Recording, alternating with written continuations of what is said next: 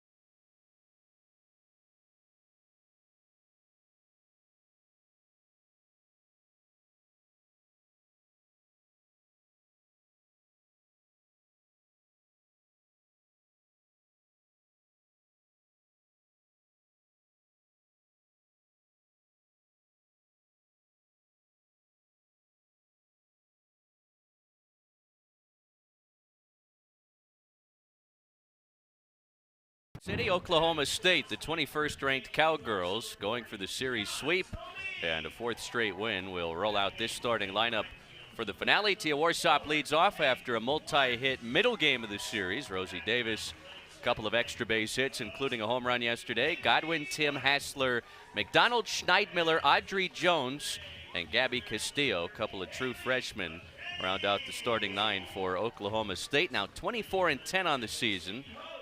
Kind of hard to believe that they entered the weekend under 500 in conference play, but they have gotten back above the 500 mark at 6-5 in the Big 12 after dropping their first 2 conference series.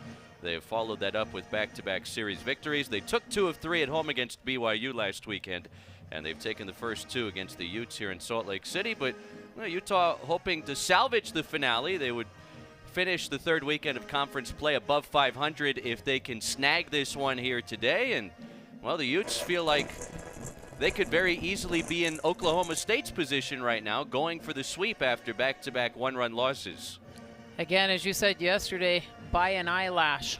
Crazy how this has gone, and it'll be a great test of character for Utah to see how they come back, because it can be really deflating coming this close.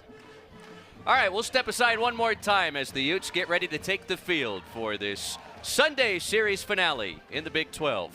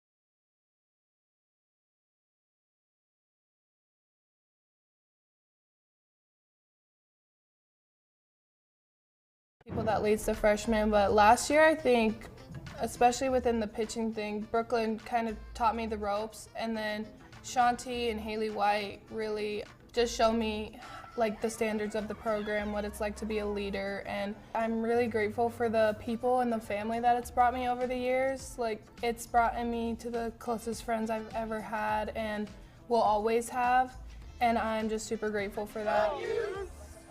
You plug.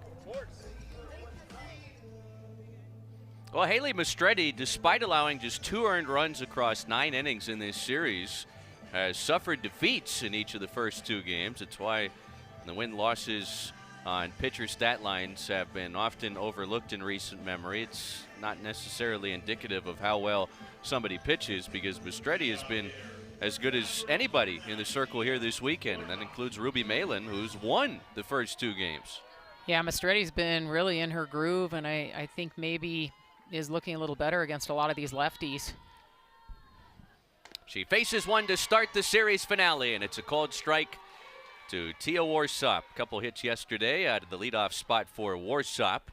63 degrees under the sunshine here in Salt Lake City as we get rolling in the finale of this 3-game conference slate.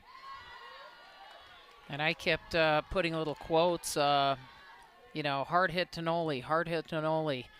Noli's the first baseman over there, and she can get around on this ball and with great power. Mastretti on 0-2 induces a foul ball off of Warsop's bat. It's only going to get warmer as we move along here today. Late morning in Salt Lake City, getaway day for the Cowgirls, who will play another 4 games on the road next week. Well, Utah will get ready to go across the country and play at UCF next weekend. And no coach wants to have adversity through a season, but just in talking to Coach Gajewski, I mean, he's learning with his players on how much he set them up for, what kind of schedule. I think you kind of spoke that into existence. Sion Noli has gloved a ton of line drives this weekend, and Warsop lines out to the Utah first baseman to open up today. Yeah, Noli, you stretch out so much over there, doing the splits and reaching that glove hand out. Sometimes you stretch out a little too much over there, so I know she's getting her groove. Rosie Davis going after the first pitch, hits it foul. 3 hits in the series for Rosie Davis.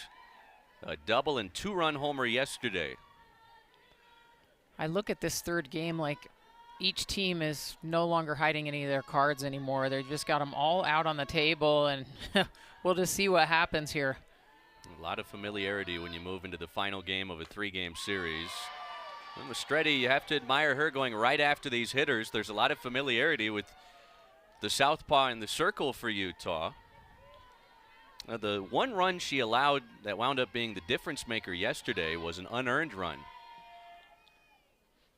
And to the viewers, someone different behind the plate can change the whole game, and that doesn't mean it's wrong or right. It just means maybe a certain pitcher is flowing a little better with one umpire than another, and it seems like Haley's feeling really comfortable right now. Reached for and hit on a couple hops to Haley White.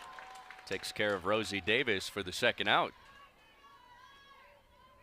Utah seems like they're feeling good and getting to what they had talked about and wanted to here in this first inning. Because again, when you're tired and you're coming into an early brunch game, it can be difficult to be awake. Close miss to Carly Godwin here with 2 down. Godwin has been swinging the bat well of late and has 3 hits in the series as well as a walk. 9 extra base hits for Oklahoma State through the first 2 games here in Salt Lake City. They've taken advantage of this spacious outfield at Dumke Family Softball Stadium. It's like the Cowgirls have a great mix of the recipe where they've got the speed, they've got the power at the bats, and they can really take advantage of some of those single base hits that have turned into doubles. Another close miss from Mastretti. It's Susan Eads calling the balls and strikes here for the finale today. Mastretti might have thought that pitch was exactly like the one before and called in different ways, but everybody's warming up, right? I'm still dusting the crusties from my eyelids. It's all those, so that's not your double there in the evening games in basketball. They don't usually play in the morning hours basketball. That is off the inside, so Godwin works the 2-out walk, and it gives way to the cleanup hitter Claire Tim, who's got a couple doubles in this series.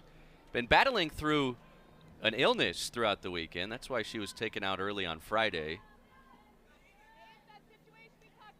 You don't think until an announcer talks about an illness that coaches, umpires, players ever get an illness. You talk about injuries, but you think, just something as a common cold can set you back when you're trying to perform at such an elite level. After all, Salt Lake City is home to the original flu game.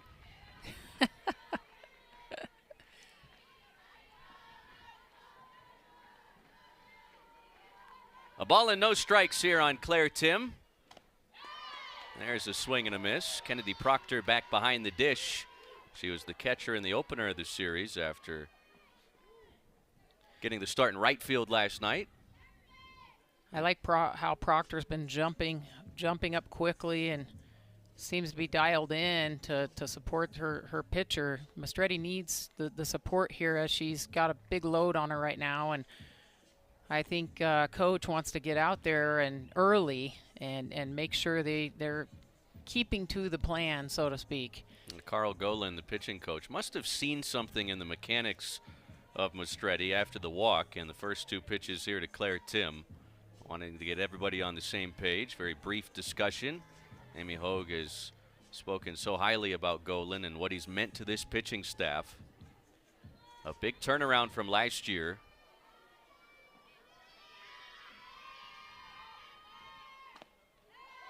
Outside edge. Mastretti jumps in front.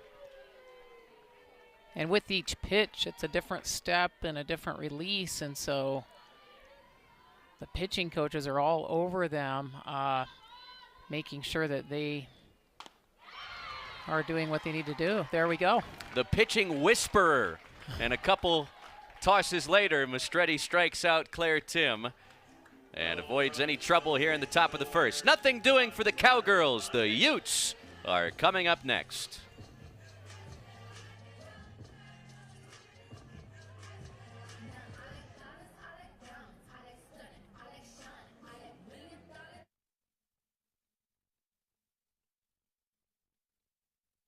Hi, I'm Andy, and I'm an underachiever. Hi, Andy. One day you wake up, and you realize I'm not growing. I'm not doing anything. Well, Andy, you know whose fault that is, right? It's Gavin's. If Gavin had gone to America First Credit Union, Andy, you could be growing in a high-yield certificate right now. Get your money working with amazing certificate rates at America First. As a Great Clips salon stylist, I love giving customers the look they want. With Clip Notes, we save your haircut details, so it's one less thing for you to worry about. And when I see that confidence at the end of the cut, that's everything to me. As a stylist, I know it can be hard to find time for a haircut. With the Great Clips app, you can put your name on the list from anywhere and head to the salon when it's time for your cut. A great haircut plus more time for what you love. That's Great Clips. Towering above the University of Utah campus are the stunning Wasatch Mountains. They serve as inspiration for the towering breakthroughs that happen on campus. Like a thought-controlled prosthetic hand that can feel and move, or using metallurgy to manufacture a titanium alloy and 3D printing to lower costs. It's the impact of a culture of collaboration and innovation, and of a university that is always climbing. Home half of the first, and here come the Utah hitters for the first time today. Mia Gomez atop the order again. Danica Wilson, Shanti Pasi to follow. Gomez with 2 more hits yesterday in search of extending her record-setting on-base streak to 36 in this game. Both of those hits for Mia Gomez yesterday were in Utah's 6-run first inning, and when she stepped up to the dish in the bottom of the first yesterday, Kenny Gajewski, interestingly enough, put an extra defender in the outfield. It's a normal defensive alignment as Gomez gets ready to bat here. And Riley Crandall gets the starting assignment here in the finale. She came on in relief of Presley Downing yesterday and pitched pretty well. 3 2/3 innings, 5 hits, 2 runs. She kept Oklahoma State in the game and gave way to Ruby Malin, who picked up the victory.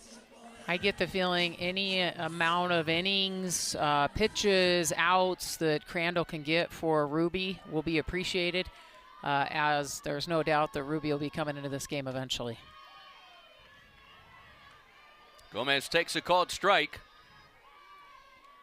3 hits and 9 at-bats this weekend, couple RBIs. Both came on 1 swing, a 2-run base hit in that 6-run first yesterday. Crandall came into the game and faced Mia Gomez, who hit for a second time after Utah had batted around in the first inning. Presley Downing thought she had recorded a 3rd out on a drop 3rd strike that allowed the inning to continue. Gomez into right field. The on-base streak up to 36 for the freshman phenom. For Mia Gomez, she sure makes that look easy, doesn't she? As calm as they come, and she really got all of that. Nice fluid swing, and Gomez has her 4th hit of the weekend. A base runner for Danica Wilson. Danica has 3 hits this weekend. Has also walked, 375 hitter. And takes the off-speed pitch low and away. We know the bread and butter, so to speak, for Riley Crandall is that changeup. And it doesn't even matter if you know it's coming. It still can make you freeze, which that's what pitchers love. Wilson into left field. Back-to-back hits for the Utes. So the freshmen set the table, and some early traffic for the home team with Shanti Pasi coming to the plate. Danica has been so much of the part of the Utah lineup that puts pressure on the defense. Time and time again, this freshman duo have put things together that have made a huge difference to Utah's offense. This is exactly how Utah started yesterday's 6-run first inning. Pasi drops down a bunt, and fortunate she was still in the batter's box when it hit her. It's funny. I had a little habit of worrying about getting to first before the bunt was down, and then you'd have to remind yourself it's a sacrifice bunt. So You just hang tight there, get it down, get those runners moved over, and Utah will be on its way to manufacturing a run. The rise ball sails high. Posse in this spot yesterday, lined out to first base with 2 on and nobody out in the home half of the first. These defensive players are so good, you just have to be concerned about them throwing a double play out and ruining the momentum. So I can see why the bunts on, but you get these 2 strikes and it quickly goes off, you know? Posse's 1 for 5 in the series. Has also worked a pair of walks against Oklahoma State pitching this weekend. 1-2 here. And Crandall misfires, low and inside. 2 balls, 2 strikes. Posse's been able to work her way back through some of these deep counts that she's gotten into, and she's had a lot of success in this 2-2 count scenario. High fly ball into left field. Orsop near the foul line makes the catch. Gomez tags, now caught in between second and third, and she's tagged out. Oh, the freshman froze up there as she started making her way towards third base, and Oklahoma State alertly threw back to second, and that winds up a double play. And honestly, when you see this go off the bat, you see it's very, very high. There's plenty time for Gomez to see what's going on, and it's almost like had she kept going, she might have had a better shot than going back. And that's, again, hindsight's 2020. So that takes some air out of a potential rally here for Utah. And now Kayla Lyon with 2 outs, and Danica Wilson at first base takes a called strike.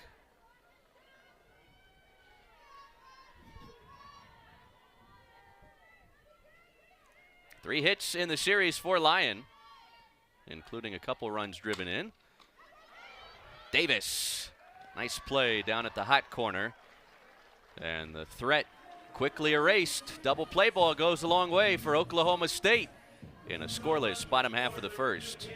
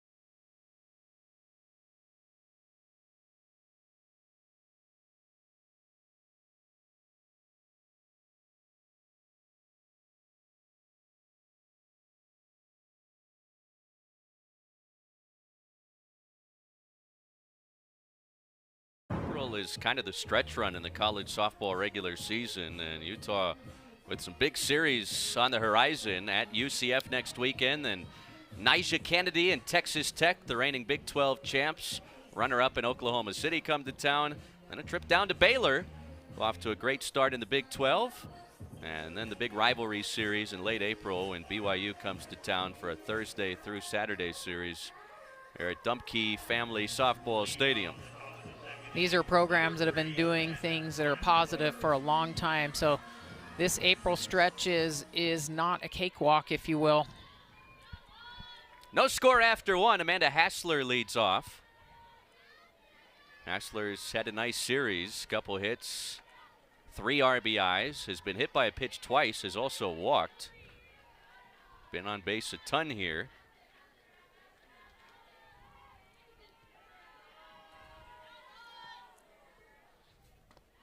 Ball 2 from Haley Mistretti, who issued a 2-out walk to Carly Godwin, but quickly got out of trouble by striking out Claire Tim to end the Cowgirls' half of the first.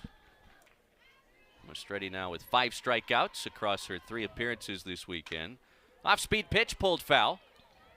Kenny Gajewski had to tiptoe out of the way, just beyond the third base coaching box on a beautiful Sunday morning here in Salt Lake City. And how about all the folks that have gathered on the grass berm in the outfield to get a great view of the action?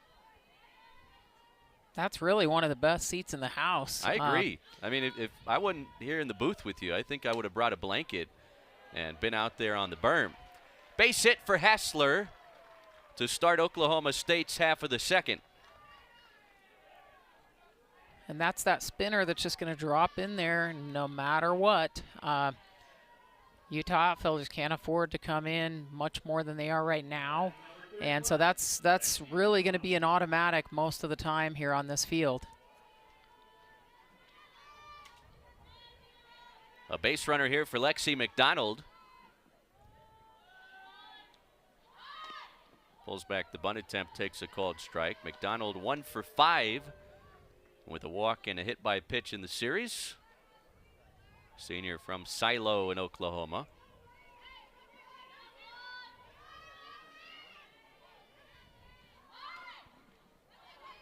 I watched a little bit of Oklahoma series, Oklahoma State series leading up to this game, and their berm is, they have this structure that's built almost like a deck, you know, several decks that are tiered that people can stand there and put their drinks on the railing there. And bounce to Noli, and only has 1 play right in front of her. Hassler advances to second as Utah records the first out here in the top half of the inning. By the way, did you know there's a Stillwater in Utah? No. Apparently there is. I've been hanging around in Utah for a long time, though.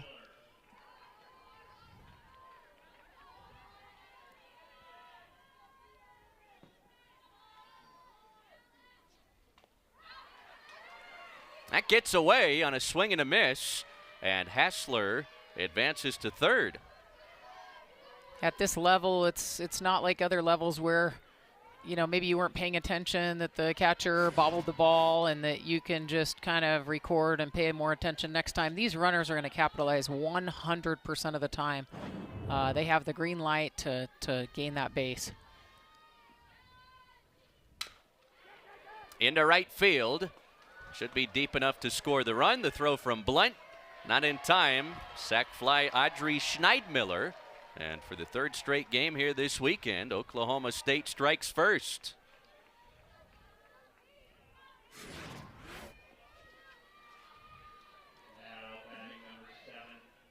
When you think about it, I mean, it didn't seem like she was that deep, but you get that speed. She's ready to tag up all the way, and it's even with a perfect throw, it's indisputable that they're going to score that. Utah is learning very quickly how thin the margin for error is against a team like Oklahoma State.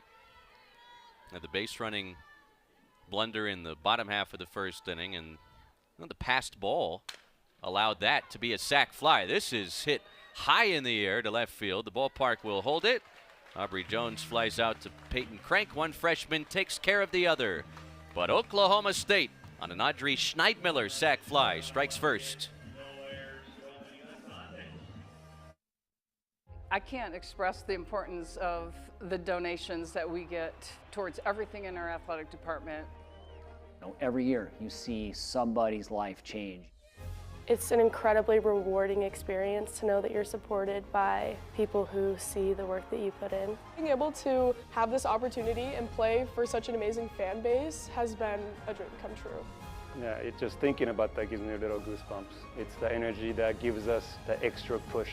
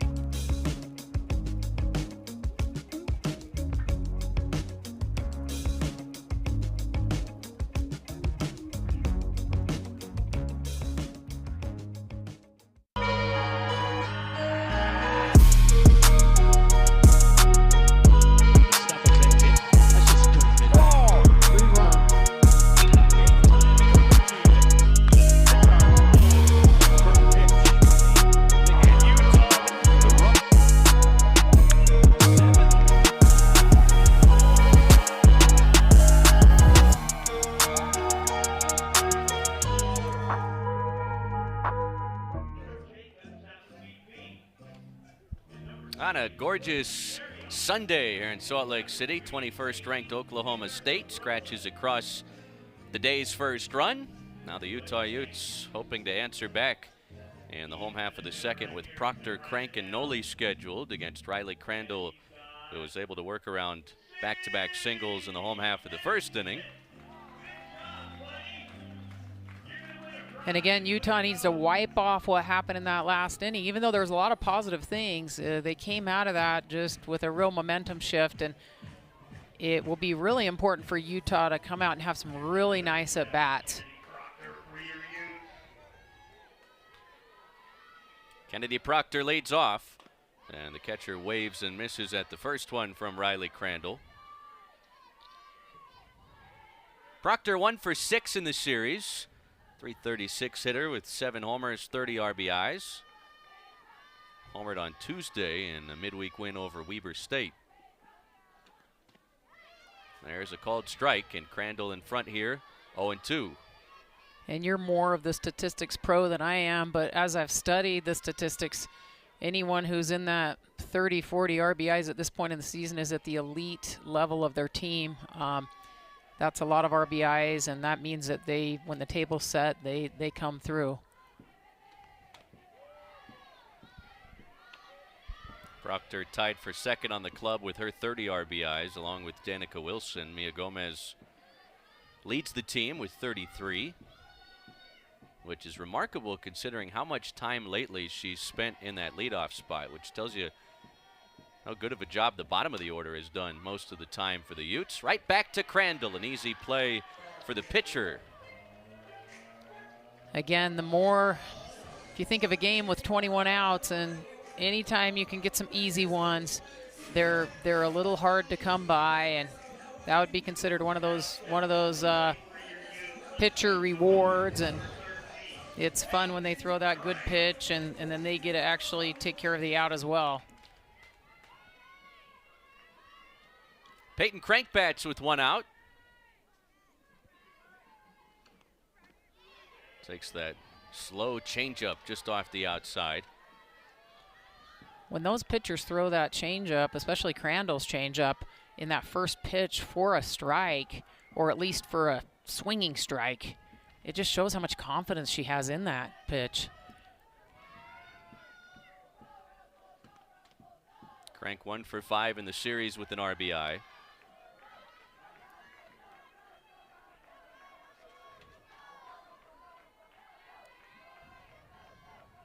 We learned yesterday, too, Crandall will throw that changeup twice in a row, multiple times. Back towards the middle, but gloved by Jones, the shortstop, for the second out. Some kind of spin coming off of that pitch that's causing the Utes to bloop a couple of them in a row, and just getting a little more in the middle and top of that ball will make all the difference for the Utah hitters. 4 in a row retired by Crandall after the back-to-back hits in the bottom of the first. And here's Sion Noli.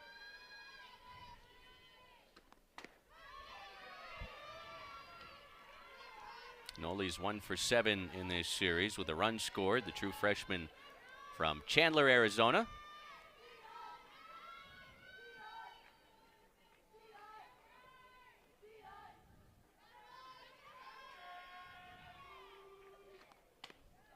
Noli had an 8-game hitting streak come to an end in the opener of the series. And again, Noli's a part of that freshman storyline that they continue to do big things for the Utes.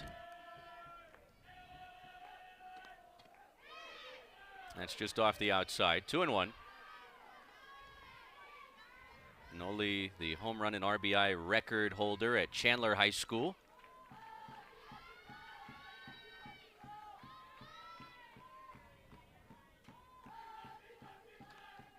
And you think about the season that this Utah team has put together, 25-10, 4-4 in the Big 12. That includes a sweep on the road of Arizona State. Obviously a team that has postseason ambitions here in 2026, but if this core group could stick together, this has a chance to be a really special stretch of Utah softball. Way back into left field. This one's gonna go. Wow. Excellent job by Noli, sitting back and ripping it. Sion says, see you later. And the game's tied at 1. I like to see a little emotion by Noli. And I know she's got some family here, and it's really fun for them to be able to see this in person. The Utes' first home run of the series is a solo blast from the freshman. And if that doesn't get the Utes pumped up to see Noli sit back and rip it, no question. And I like to see a little emotion by Noli. She's been keeping pretty low key from what I've seen, and I like that emotion. Amy Hogue hoping that emotion can be infectious among her teammates as Utah tries to hold off the sweep here. 1-run defeats each of the first 2 games against the 21st ranked Cowgirls, trying to salvage the finale in their first Big 12 home series. This is Kate Blunt, her first start of the weekend, and falls behind 0-2. Third home run for Sion Noli, who's getting more and more comfortable at the dish as her freshman campaign rolls along into the month of April here in a matter of days. It can feel like a big jump to the collegiate level, and I'm excited to see Kate here. She had experience at UCLA, came over to Utah, got great speed. She's an all-around athlete. I mean, I've seen her play shortstop. She's out in the outfield now, and it helps Utah adding some speed to the group. Only 2 at-bats on the year for Blunt. She's 2 for 2.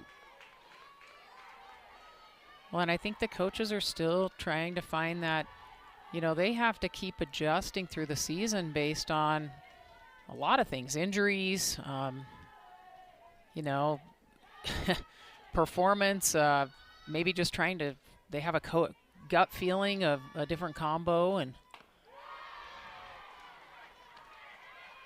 especially with these hitters and the speed with the Cowgirls, you know, having someone out there in outfield that can run those balls down quickly could be a great advantage for Utah. 1-2 pitch coming from Riley Crandall. And Blunt hits it hard under the glove of Davis. She'll reach here with 2 outs. Now with how hard she smoked that thing, they ought to give her a hit, and they do. She's 3 for 3 to open her Utes career. She sat back, and remember, she was behind in the count. Sat back with confidence. I love how she didn't change her swing in that situation. Sometimes we get a little clunky with our swing in that scenario, and we just hit a little dribbler because we're worried we're going to strike out, and there she just kept her swing. Bottom of the order doing some damage here. Haley White moving back into her traditional 9 spot. Kind of like a second leadoff hitter for Amy Hogue after hitting much higher in the batting order yesterday. She batted 5th in the middle game of the series. Off speed, hit in the air to right center field. Castillo calls off Tim, makes the catch, and the inning comes to an end. But not before Sion Noli hits a solo blast to left and ties this game at 1.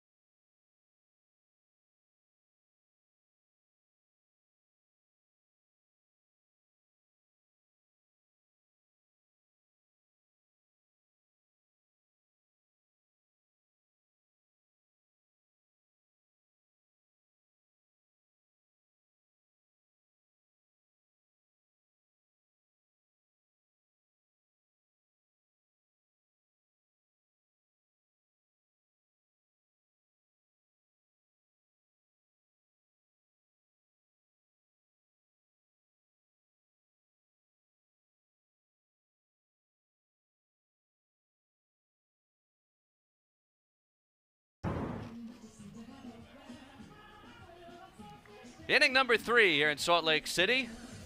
Good crowd on hand for the finale of this Big 12 series. Number 21 Oklahoma State going for the sweep. Utah trying to hold off the Brooms here on their home field at Dumke Family Softball Stadium. Chris Sylvester with Laurel Simmons, our producer Natalie Newton, director Jono Jenkins. On a busy weekend along the Utah campus, baseball going for a series win at America First Ballpark against K-State. A little later on this afternoon, we understand tennis and lacrosse ongoing here on the Hilltop as well. There is a lot going on. You think with how large these coaching staffs have gotten, you hope that the athletic administration has been able to grow too to cover all of these activities. Seems like it'd be a tough thing to do. Our Utes production crew is on top of everything. We got Zach Blaine and Matthew Wilmarth working the baseball series in the truck, and our crew back in the control center at John M. Huntsman. 2-1 here on Gabby Castillo, leading off for Oklahoma State against Haley Mistretti, who's allowed just 1 run on 1 hit here.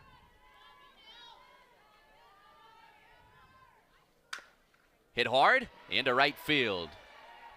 So Gabby Castillo, the freshman, has the second knock for the Cowgirls and leads off this top of the 3rd with the base hit, her first of the series. Again, even with diving, you see Kate pick that up with ease. And again, these players are, you know, I was expected to play one position and one position only. That's all I ever had to focus on for 4 years. These players of today, we even saw it on the Cowgirl side. They were moving things around in the first series. Mistretti a little frustrated that wasn't called a strike. Tia Warsop lined out as she squares to bunt here. 0 for 1 on the afternoon, or the morning, should I say. We're about 17 minutes from high noon Mountain Time, and Warsop with a little poke into left. Well, she drew the infield in, squaring to bunt, and flips it the opposite way to put 2 on with nobody out for the Cowgirls. And for the baseball viewers, that was 100% by design. That wasn't some little accident that we saw there. That was by design, dropping it right in there. It's so impressive when they can be so precise on those. Now Utah wants to talk strategy among the infield with Rosie Davis coming up. Davis, ton of extra base hits of late, but can never discount Kenny Gajewski trying to play a little small ball and retake this lead. You almost have to, it's such a powerful, it's become so powerful, but at the same time, they still have to mix in the small ball, I think. Davis grounded out to second base, her only time.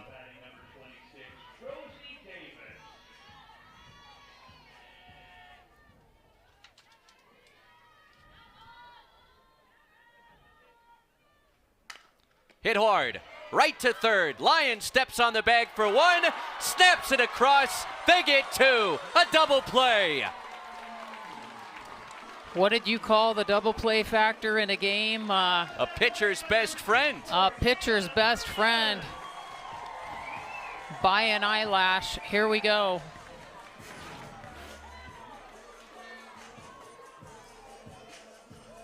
That ball, the ball to Lyon takes her back to where she needs to go. She has to turn and take her eye off of first base and whips around and throws it to first. Really great job. Both teams have turned double plays in essentially the same situations. Utah had 2 on, nobody out in the home half of the first. Oklahoma State got 2 outs with 1 swing, and well, Utah able to do it against Rosie Davis here in the 3rd. Now Godwin takes ball 2. She worked to walk her only time.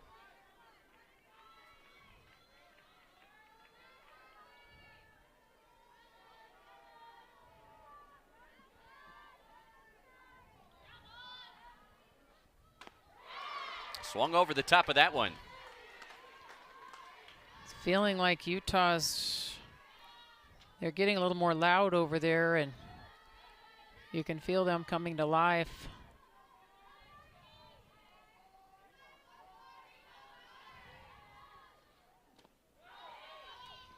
Ball 3 to Godwin.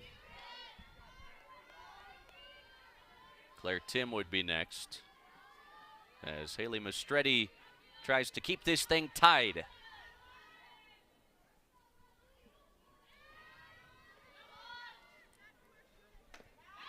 At the belt, a full count. She's historically been taking these counts deep and really been valuable to the hitters coming up behind her as she's really taking these counts deep.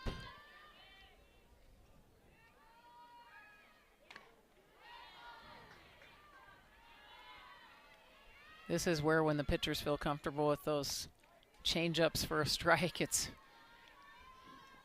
you know, you have to be a little bit careful because you don't want that runner out there to be able to gain easy bases with a change-up where it takes so long to get to the catcher, but sometimes it's fun to see the off-speed in this situation.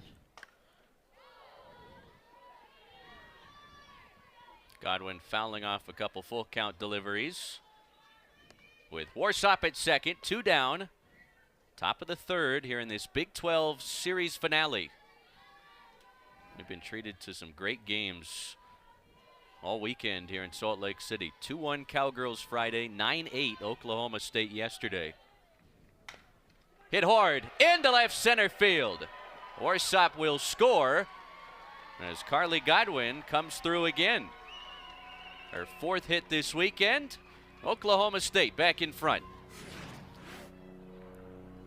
Really nice battle by Godwin, and you see Crank really run that down and get it in. That's about all you can do in that situation.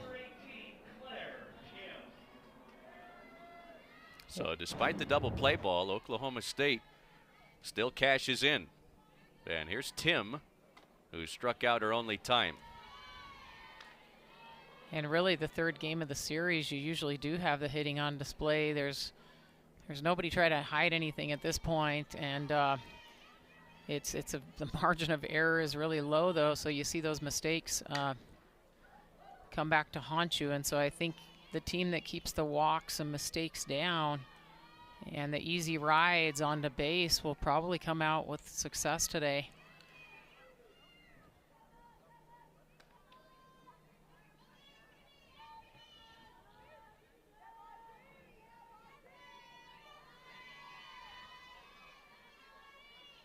Three hits in the inning for Oklahoma State. Only had one through the first 2 frames. That gets a piece of Claire Tim. So she's hit by a pitch. And the line keeps moving. Amanda Hassler will bat with a couple on base.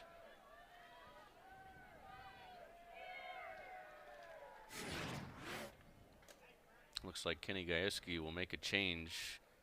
Mentioned Claire Tim has been battling through an illness this weekend, and a hit by pitch isn't going to make her feel much better. I'm amazed how they just naturally teach themselves to stand there. I remember jumping out of those balls like I was playing dodgeball or something, and looking back, I probably would have had a few more free rides. Your on-base percentage would have been a little higher. Yeah. She didn't have any armor on her foot, but it would be my luck. I would have a bunch of armor on, and then it would still hit me in the only place that I didn't. J.L. Austin, the true freshman from Owasso in Oklahoma, pinch runs for Claire Tim. Amanda Hassler's had a big weekend. A single her first time, came around to score the game's first run. Hassler with 3 hits in the series. Sends this one to center field, but right at Danica Wilson. She squeezes out number 3. Oklahoma State back in front. Carly Godwin delivers a 2-out run scoring single.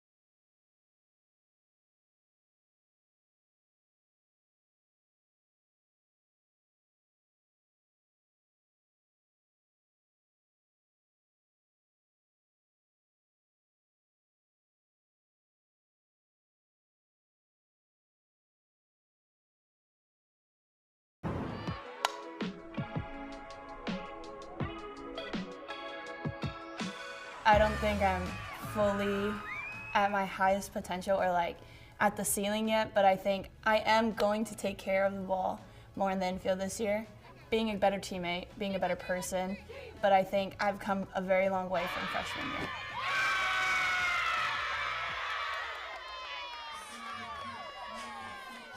Now the junior from Hawaii, Shanti Pasi, due up third. Here in the home half of the third, Utah trails Oklahoma State 2-1. You love to hear that that someone still feels like they can learn and get better, and Pasi's been impressive in that category. Mia Gomez singled her first time. Takes the changeup over the outside edge for a called strike. Riley Crandall seeing the top of the order for a second time in this game. And again, she does such an outstanding job with that changeup that's extra slow and holds it on a string for a strike. And another one. I couldn't locate that one. 1 ball, 1 strike on Gomez.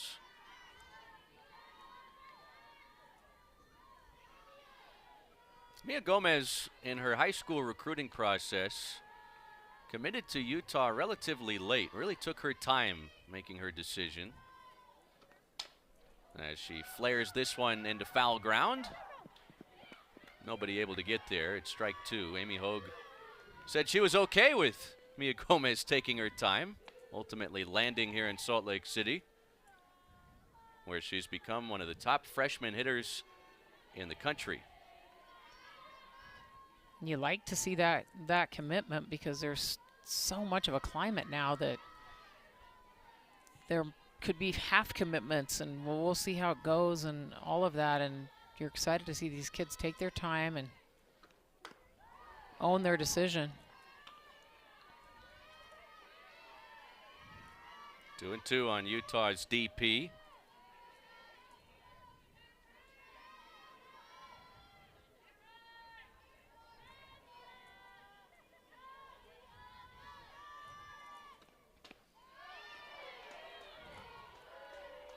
Full count.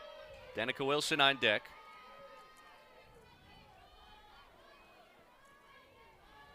Crandall has yielded a run on 4 hits, 1 turn through the order here today.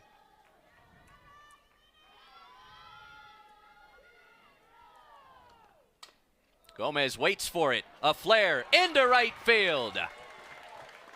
Really great at bat by Gomez. I mean, she can go out and hit that first pitch, but seems like she takes the counts deep repeatedly, and really just she's controlling her own at bat. She's not letting herself be controlled by another at bat. And here we have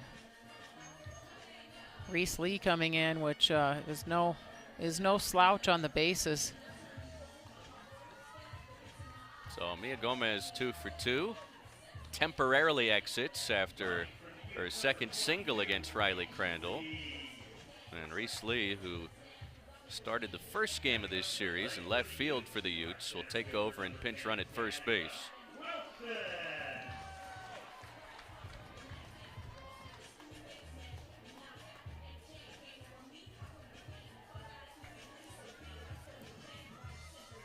Danica Wilson with 4 hits against Oklahoma State pitching this weekend, including a first inning single, takes ball 1.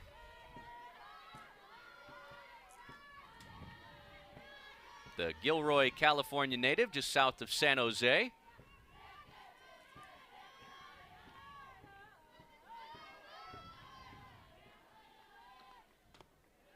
Takes the changeup low. Ruby Malin is up in the Oklahoma State bullpen. Only a matter of time before we see the Cowgirls ace step into the circle here. Even though we saw a lot of pitchers yesterday rotate through, usually that's saved for the third game. It's not uncommon to see all the pitchers just to keep those batters off balance. You don't want the batters on either side to get in a flow in this third series game. Madison Hoffman also playing some catch down there.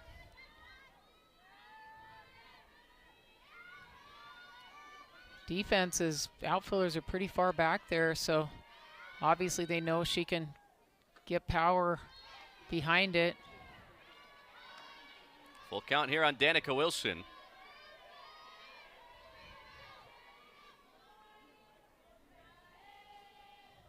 She's very capable of dropping one in as well.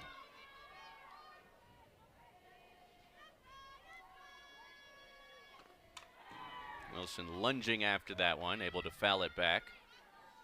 With Reese Lee in motion on that full count pitch. You expect her to run again on this 3-2?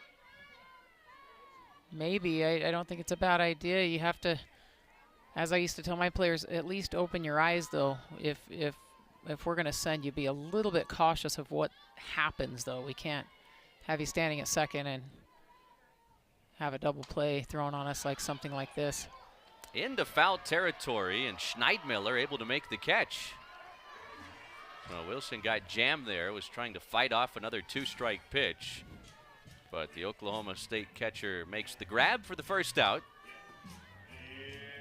She made that look pretty easy, and it's not always easy to locate the ball, and especially the ones that don't go as high. But she ran that down. 1-on-1 out for Shanti Pasi. Tried to wait back on that changeup and takes it for a called strike.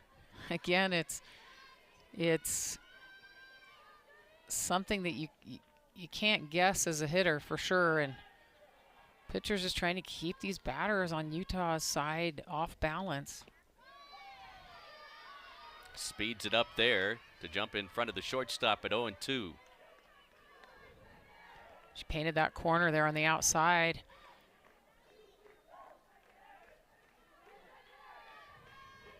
Posse had 6 hits against Kansas Jayhawk pitching last weekend in Lawrence. Takes outside from Riley Crandall. She's throwing those right over the river, just between that outside of the home base and the line, and it's common for hitters to go for those, especially down in the count, so great location there by Crandall. I mean, it's way out, but you can see Posse thinking about it. Just getting these hitters a little bit off balance goes a long ways when you've been standing out there for multiple innings and several games. There comes a 2-2. And it bounces up there, kicks away from Schneidmiller, and Reese Lee takes second on the wild pitch. Well, trying to induce a swing and miss on back-to-back changeups. Posse has laid off both of them.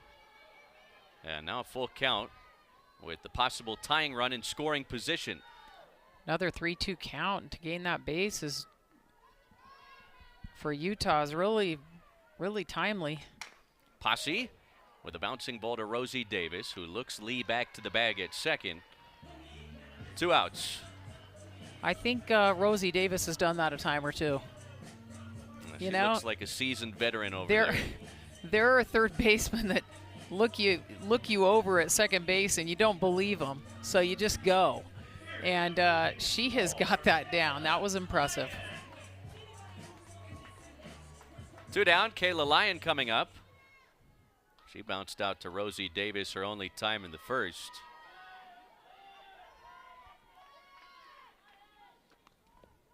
Another one that gets away from Schneidmiller, allowing Lee to take third.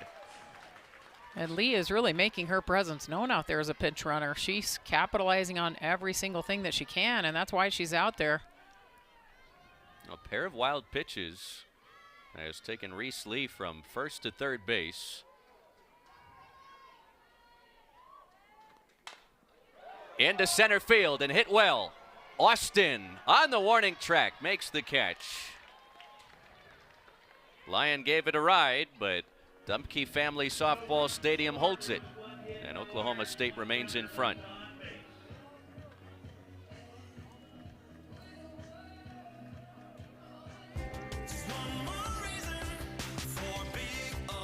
Big O Tires has more than 460 locations nationwide. Chances are there's a location near you, owned by someone in your neighborhood. We offer a wide range of diagnostic, repair, and routine maintenance services, backed by one of the best national service warranties, because everyone in our community deserves legendary care. Big O is the team you trust.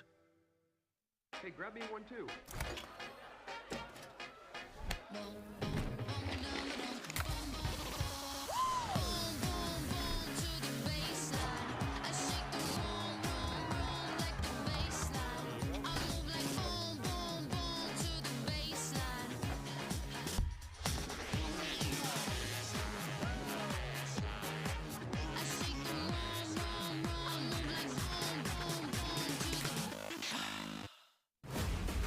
Our word is our bond.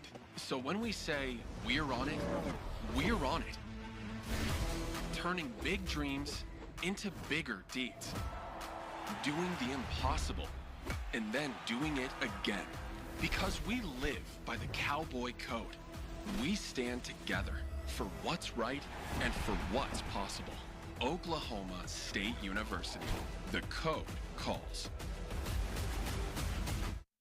BK, ESPN is now the home of MLB.tv. So all out-of-market games, live or on demand, plus all your favorite sports on ESPN. We need to tell the people, Carl. We're doing it right now. ESPN is now the home of MLB.tv. All out-of-market games, live or on demand, all in one place. 2-1 Oklahoma State in front of Utah after 3 innings on this Sunday afternoon. It is officially the afternoon here in Salt Lake City. A little brunch time ball in the Big 12. Cowgirls with runs in the 2nd and 3rd innings. Utah has scored its lone run courtesy of a Sion Noli solo home run. Haley Mastretti will get back to work here, embarking on her 50th pitch of the afternoon as she faces Lexi McDonald in the Cowgirl half of the 4th. McDonald grounded out her only time. Audrey Schneidmiller, Aubrey Jones to follow.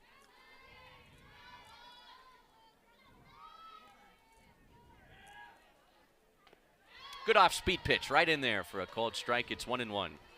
When you see the stats that things haven't gone their way in a series, you think it's only a matter of time for Lexi here.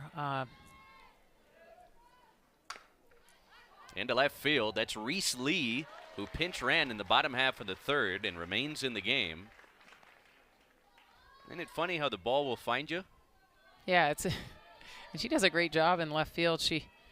She had been battling with a injury and set her back a little bit, and she's been coming back stronger and more healthy. One away for Audrey Schneidmiller, who brought home the afternoon's first run on a 2nd inning sac fly.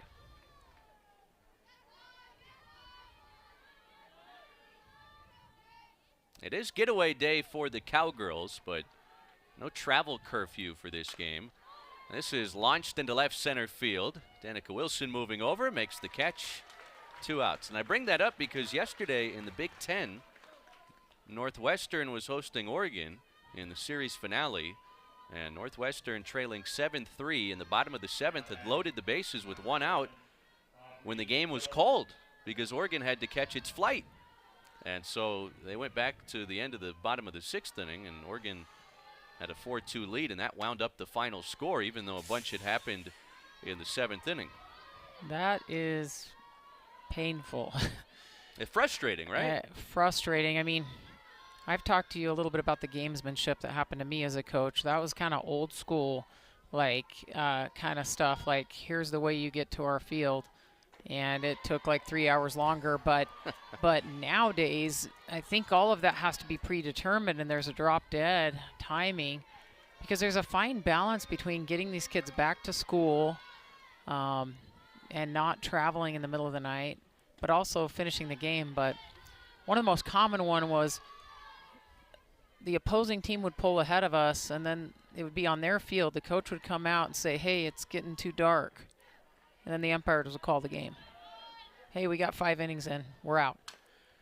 And that was always really frustrating. But now we have flights to deal with. Flights and lights.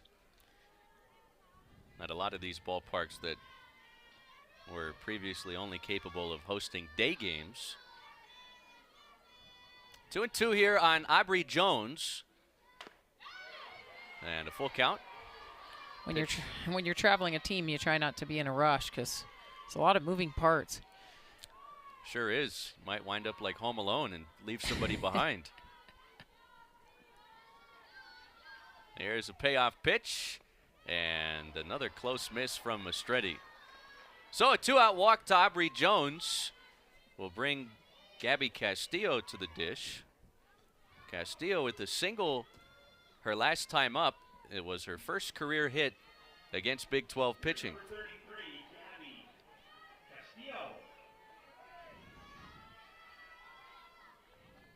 True freshman from the Lone Star State. Takes the off-speed pitch for strike one. Oklahoma State, this is their 4th straight game on the road. Close trip to Tulsa on Wednesday and then made the trip out to Salt Lake City for this weekend series. And they'll be on the road the entirety of next week as well. They enjoyed that direct flight, and I bet their fans did too. And I said to Coach G, get your camera out the minute that you land because we've got this beautiful airport that you're going to want to take some photo ops when you get there. Aubrey Jones was running on that pitch. It's fouled away. 1-2 here on Gabby Castillo, who has since moved to right field with J.L. Austin entering the game for Claire Tim, who's been under the weather this weekend.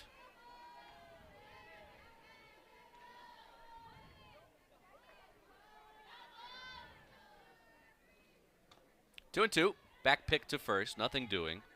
Jones back in there safely ahead of Sion Noli's tag. Good job by Noli hanging on to that. You can see the right field's backing up, but they're a ways away.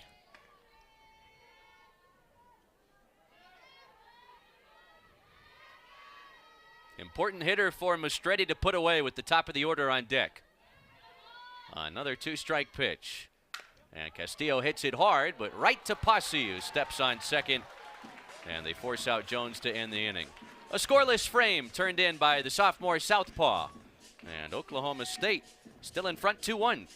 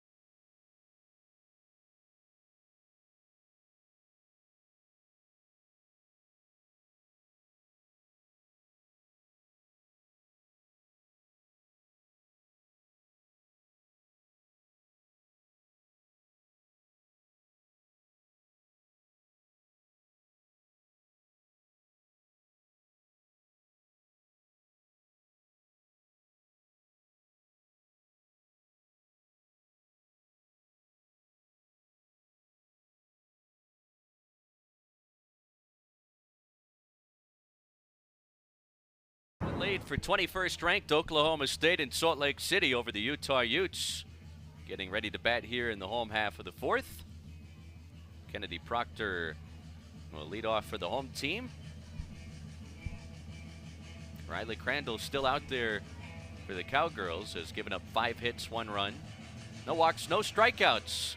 Been pitching to contact and letting her defense work behind her. Ruby Malin continues to heat up in the visiting bullpen here at Dumke Family Softball Stadium. So valuable how Crandall's been holding off the Ute hitters. Any amount of time she can hold her own here just helps Ruby even more.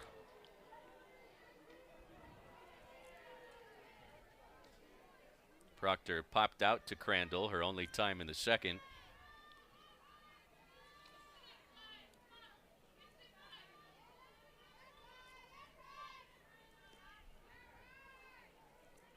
Much better team when Crandall's, as Coach G said, when Crandall's on, it just makes them even better to get that additional pitching support, and you know, they know they can score. Both sides know that they can score.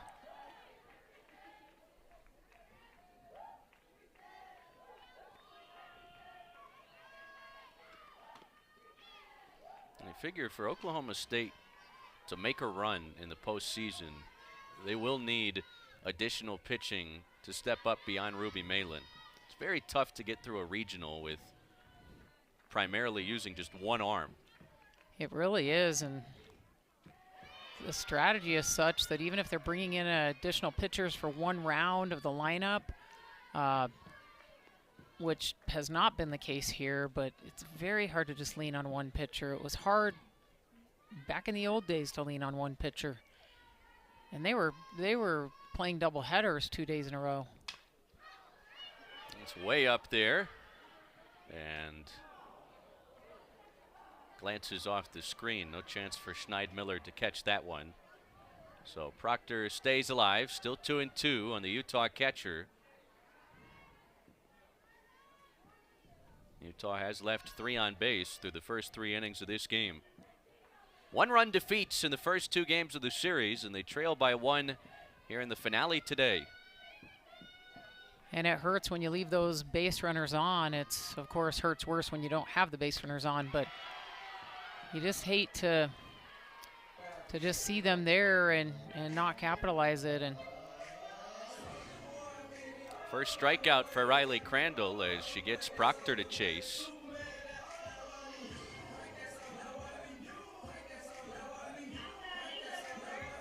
It's just a slight adjustment for Proctor. I mean, Crandall's been keeping her off balance, but I think it's just a slight adjustment for her.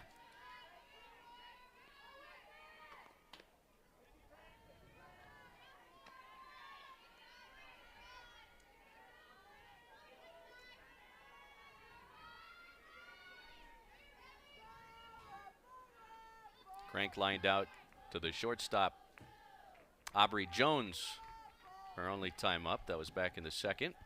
Takes the changeup low, 2-0.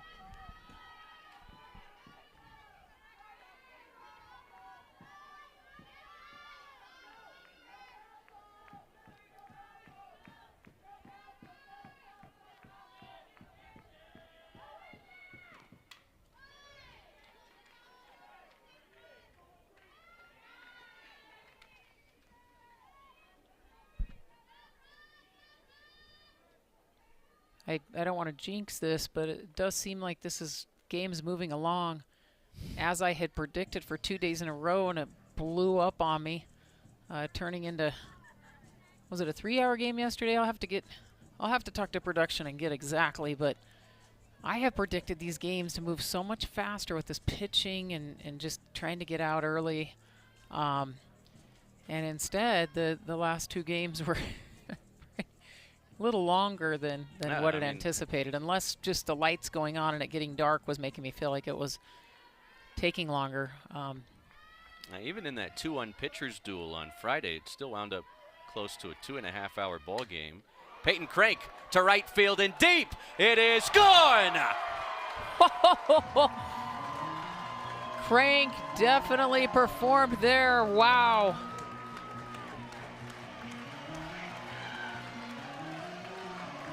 So Utah, in large part to the freshman, they've gotten a pair of solo shots in this game, and Peyton Crank goes out the opposite way to tie the game at 2.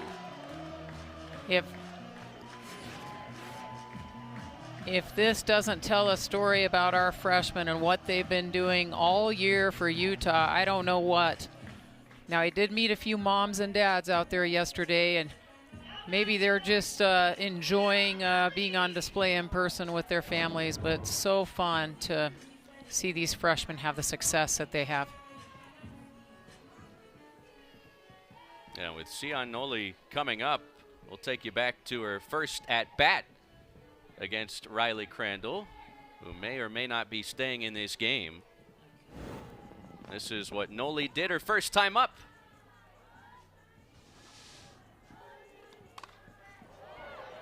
No question there for Noli.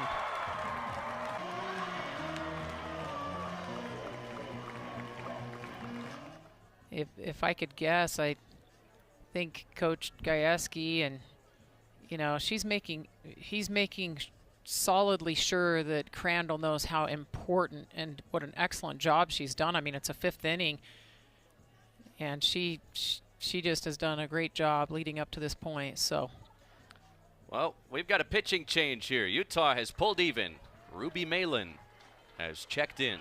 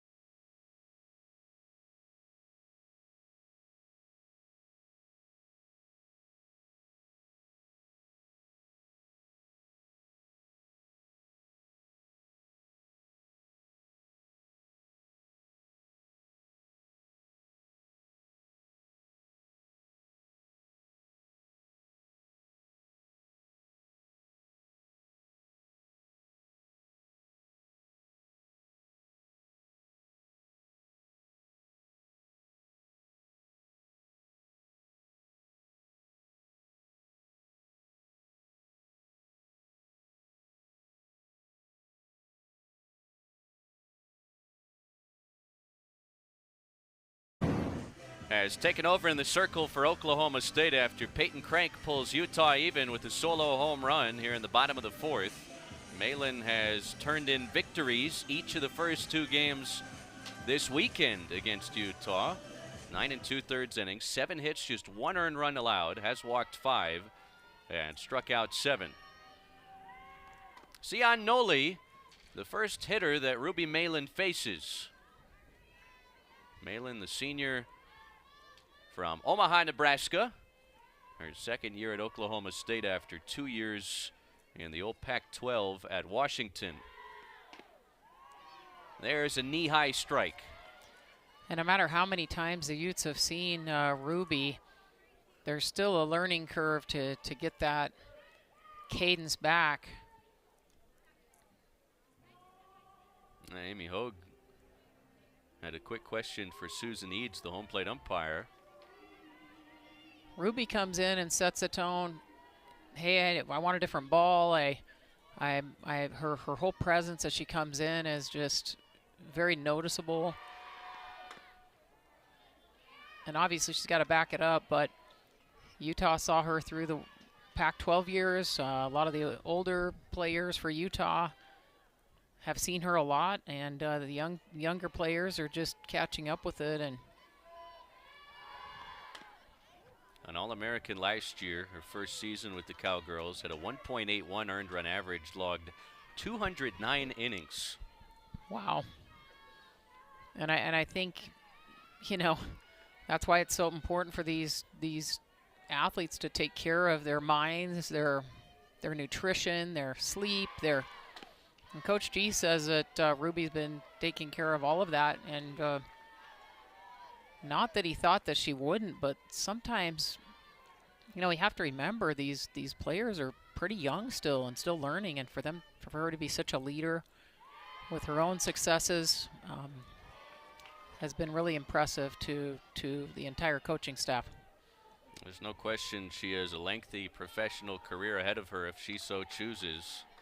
We've seen the AUSL hand out a couple of golden tickets this week. Nigeri Kennedy got the first one, to nobody's surprise, at Texas Tech a couple nights ago before their series opener against Iowa State. And then Reese Atwood, the great Texas catcher, got the second golden ticket the following day. I think when the professional league came into Utah and saw how much interest there was in the professional game, standing room only all along the berm, sold out, I think it just really sent a message that Utah will support that activity. Utahs love their sports. Noli chases what would have been ball 4 and strikes out. Talk about how tough that drop ball is from Ruby Malin. As she strikes out the first hitter she faces. And 2 away. And equally, there were a lot of rise balls Ruby threw yesterday for not strikes that the Utes turned into strikes.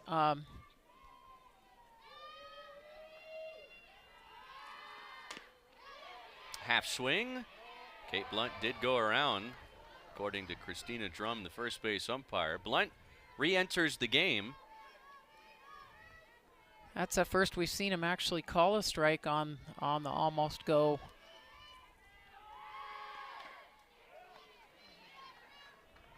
Oh, 0-2. Blunt infield single.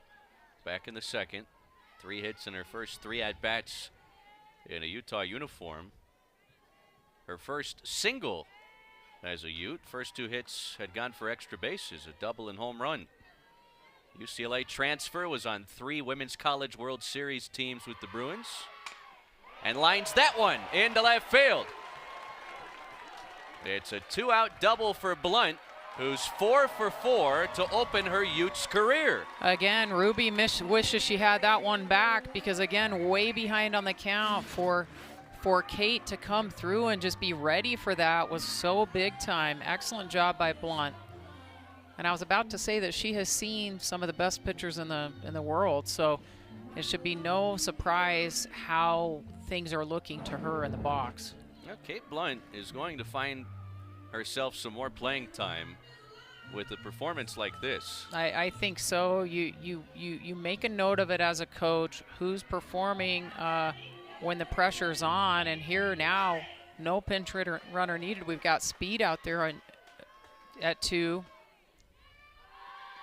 Haley White takes upstairs. And Haley has just been a consistently solid performer for Utah in these situations. A .444 hitter this season with runners in scoring position.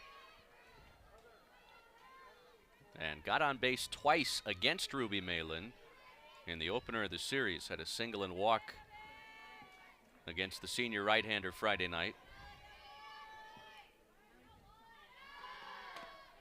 2-1.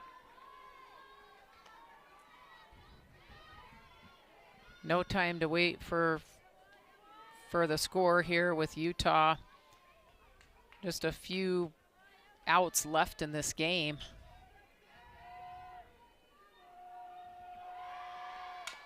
White sends a bouncer to first. McDonald handles it, and that's out number 3.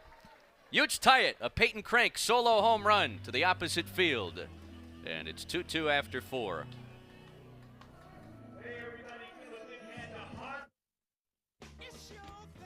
When you need inspiration, it's worth shopping Smith's.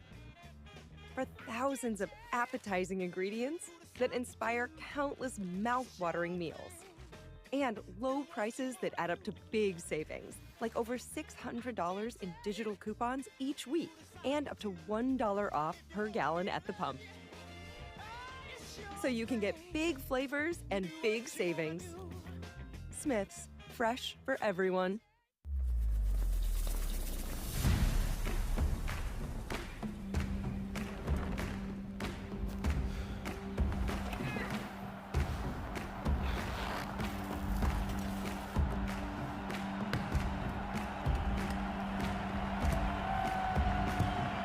official partner of getting back in the game. Whatever that looks like for you.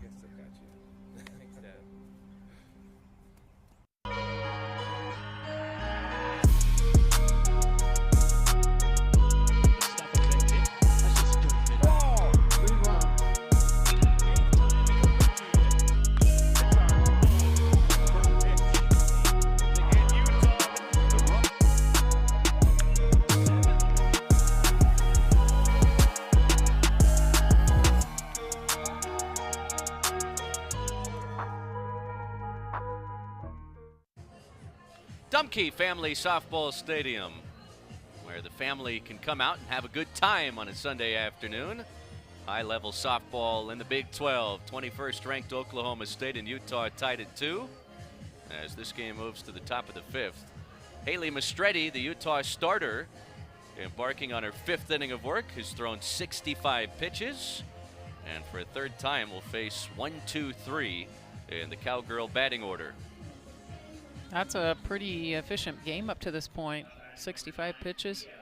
Economical. Yes. Some would say. Morsop 1 for 2. Oh, it hit her. She's out. It hit her as she was out of the batter's box. And are they calling that a foul ball? It certainly looked like it had made contact with her as she was all the way out of the batter's box. And Kennedy Proctor is urging Utah to challenge.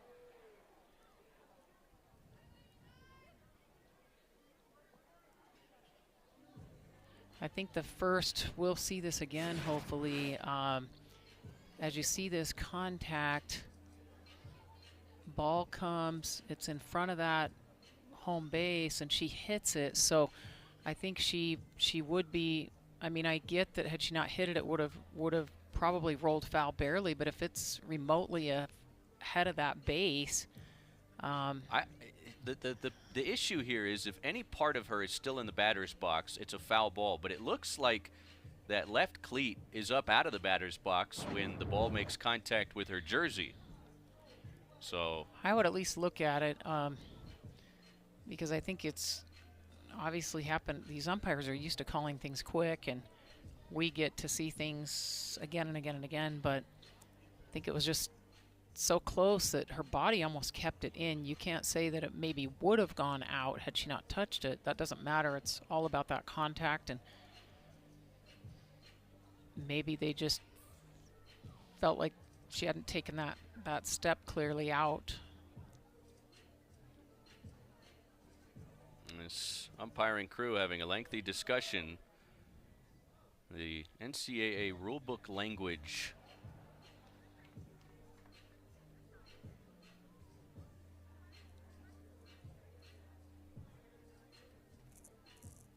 We have Utah challenging the call on the field. The batter was not hit with the ball out of the box. The play is under further review. Now this is going to get really tricky upon video review. So what the umpire's doing there is defining what they're saying. The opposite of what did happen. They're saying what the challenge is, and they're saying they were not out of the bat. Utah's saying yes, they were, and I think it's a good challenge.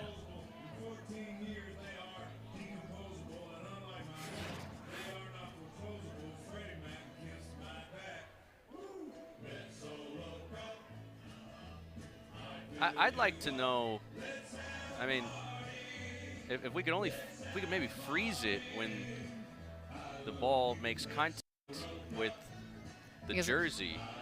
I mean, right there, she's still clearly in the batter's box. I don't know if the ball is hitting her yet, and then you can see the left foot comes up out of the batter's box. This could be a more definitive angle here.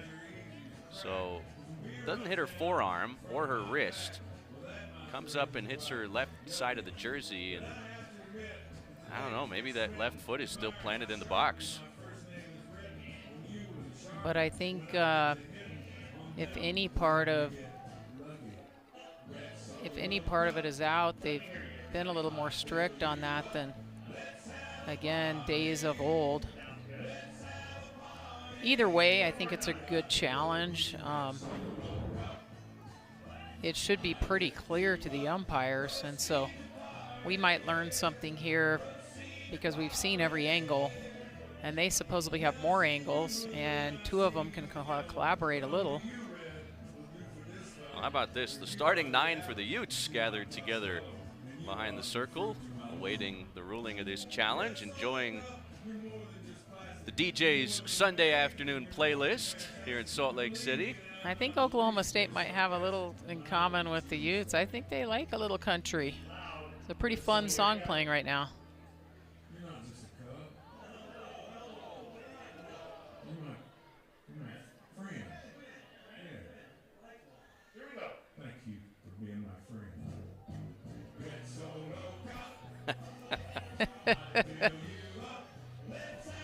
I mean, when you're just standing around waiting, it's better when there's some tunes on.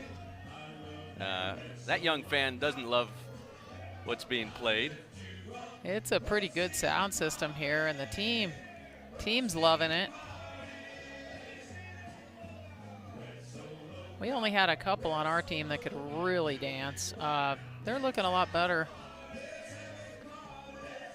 Well, you have to admire how loose Utah is in a tie game, 5th inning, against a nationally ranked opponent, trying to salvage the finale of the series after some hard-fought close losses the last couple nights. And also coming so close. I mean, sometimes it's easier to just say, okay, we got blown out, but to be so close just hurts a little worse. And now even more important for Utah to, and maybe it's where the clock speeds the pitchers and batters up. Maybe the challenges, we did burn every challenge, it seemed like, in these previous games, and that probably adds a good 5-7 minutes to this. It feels like a long time. All right, here's the ruling. After further review, the play is confirmed. The batter was hit while still in the box. Well, that winds up being a pretty good call, real time, from Susan Eads, because it was very tough to tell. It certainly did look like there was a chance that Warsop was out of the batter's box. So after all of that, we've only gone one pitch deep into this top of the 5th inning, and it's 0-1 on Tia Warsop after I thought it was 2 outs. Video review. All right, so Warsop digs back in there, squares to bunt again, pulls it back, swings away, rolls it slowly to first. Noli taps on the bag, and she's out anyway.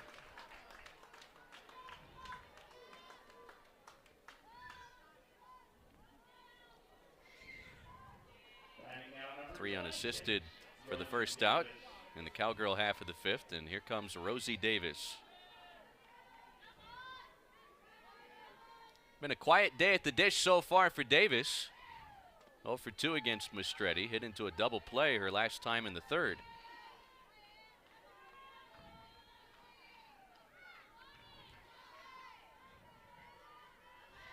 No question, she's no stranger to becoming a base runner. A can of corn for Peyton Crank in right field. 2 outs. I'm glad that term has stood the test of time. I heard that I don't use it very often, but I heard it for the first time when I got to college, and I was like, huh, can of corn. We always ate our corn off corn husks. It's a phrase that goes back to the late 19th century. Which makes it even more crazy. You know, initially, because were they really putting corn in cans well, at that point? They initially used it to reference grocery store workers who would use sticks to knock down canned goods from high shelves. Okay. Well, maybe before the invention of the ladder. Okay. Or the stepping stool, and they'd catch them in their aprons, and that's where that saying comes from. There's a lot of good. There's a lot of great carpenters back there. You'd think they could have figured out that, you know, ladder problem. There's a similar thing that was done with potatoes, you know, sorting them out, conveyor belts, apron. Well, I mean, you got boom, boom, boom, you boom. got a place in the Potato State, so I'll That's take right. I'll take your word for it. Yeah, I think my place is in one of the biggest potato capitals, Grace, Idaho. 2-2 here on Carly Godwin, who's been on base twice, a walk and a run-scoring single. The run-scoring base hit she had back in the third, the 150th hit of her Oklahoma State career, and there's 151. A two-out knock for Godwin, who's been on all 3 times.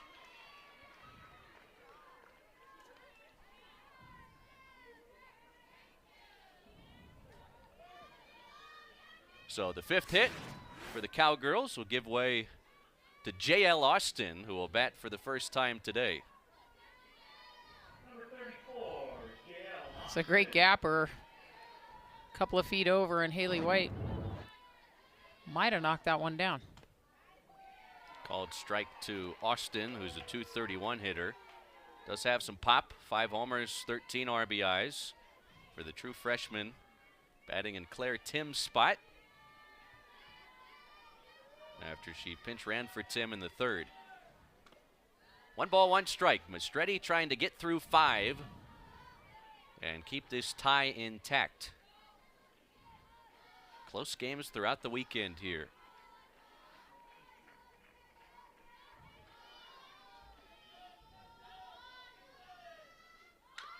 Bunts down. Proctor bare hands. Not in time, and it gets away from Noli, allowing Godwin to advance up to third. A bunt base hit for J.L. Austin. And Oklahoma State has him at the corners with 2 outs for the dangerous Amanda Hassler. Excellent bunt there. There was no question. And then the throw.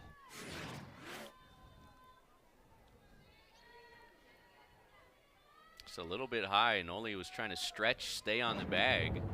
Thankfully, the ball trickled past and hit to hold it back, you know. Yeah, that's into the right field corner if it doesn't catch a piece of Noli's mitt. Yep. So here's Hassler, who's put together 2 really good swings against Haley Mistretti today. She squares to bunt as Austin takes off for second, and she missed the bag. She's out. And Utah escapes any trouble here in the top of the 5th. Great decision from Kennedy Proctor to let it fly down to second. Absolutely incredible. You see that play, and the runner that's heading down is intentionally way outside, no intention of ever getting to second, just trying to protect that run to score before they get the out.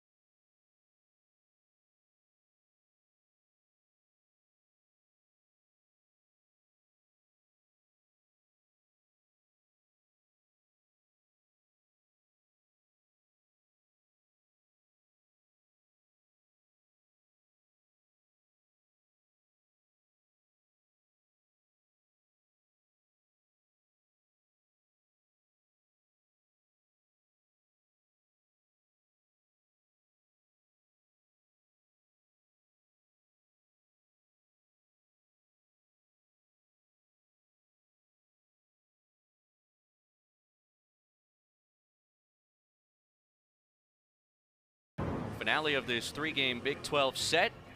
Oklahoma State and Utah tied at 2, and well, the Utes have been paced by their freshmen in this game, and it's been a storyline often this year.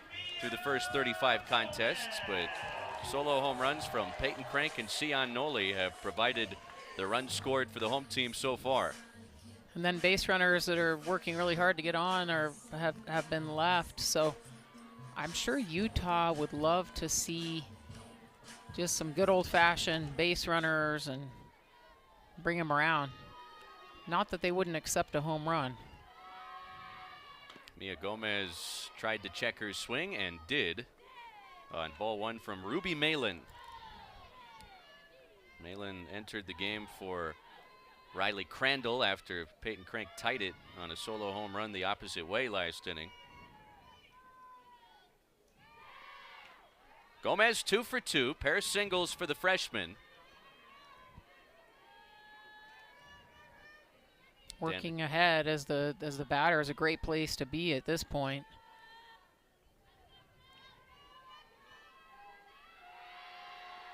Gomez to the gap in right center. And it one-hops the fence. Trying to leg this into a double, and she does. She's 3 for 3, and nothing short of spectacular. That's her knowing the field at this point. Right off the bat, she knows she's going to go to 2. For those of us looking on are saying, is it going to be close? There's a pretty nice arm out there in center field, and she comes in with a pop-up slide at 2, and that's really great for Mia. What a day for Gomez. Her 10th double, second on the team in that category. Up to 48 hits on the year. And in scoring position in a tie game for Danica Wilson. I saw Coach Hogue saying, hey, Gomez, just hold back a little bit there at 2. Be careful. Now we did see her get doubled off back in the first. Wilson takes high. Danica 1 for 2 in the game. There's nothing greater when you're coaching than when you find that your players are really learn from something. That's all you really can ask for.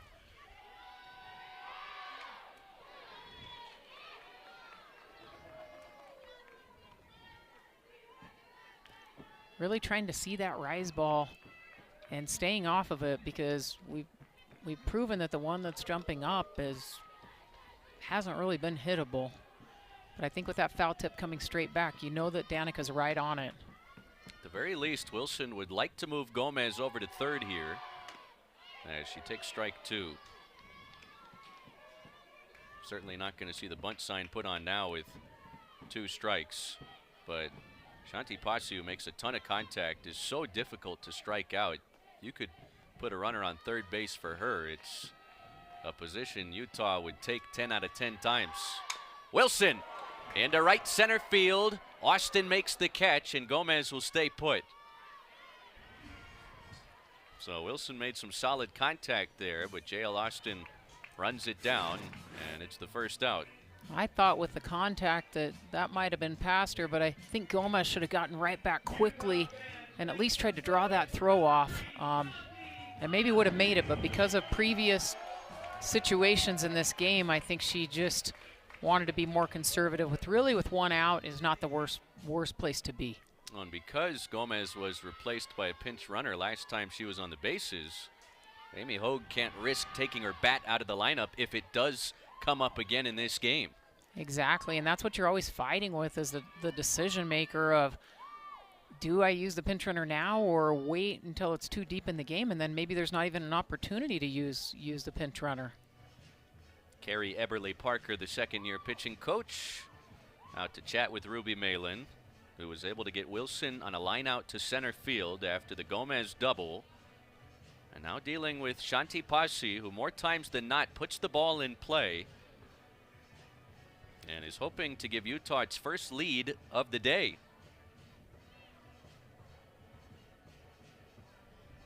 These coaches always coaching, there's such a small margin of error of anything that can happen. Again, we have one of the best pitchers around this year, and so that itself is something that makes you pay attention. And I think these Ute hitters have done a pretty good job at staying calm.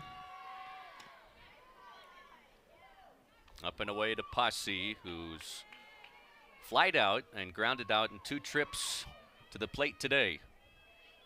First time she's facing Ruby Malin in this game.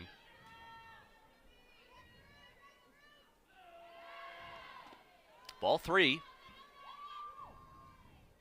Kayla Lyons on deck. Top of the order trying to break this 2-2 tie for the Utes in the home half of the 5th. Getting the sense that Posse's getting thrown around a little bit right now and hasn't really been anything that she's been interested in. Taking all the way, it's 3-1.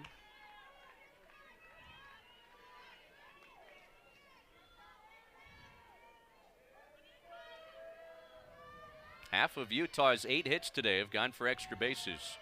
2 homers, 2 doubles. Posse on the ground. Jones waits back on it, and by a step gets Posse running down the first base line. 2 gone, so that leadoff double is still standing there now with 2 outs. Gomez is going to make sure she's not the reason that they go out of this inning. But now she can be a little more aggressive out there with 2 outs, and she'll be running on hits that you maybe would have to freeze on if there were less than 2 outs. Lyon going after the first pitch, and a routine play for Castillo. The inning is over.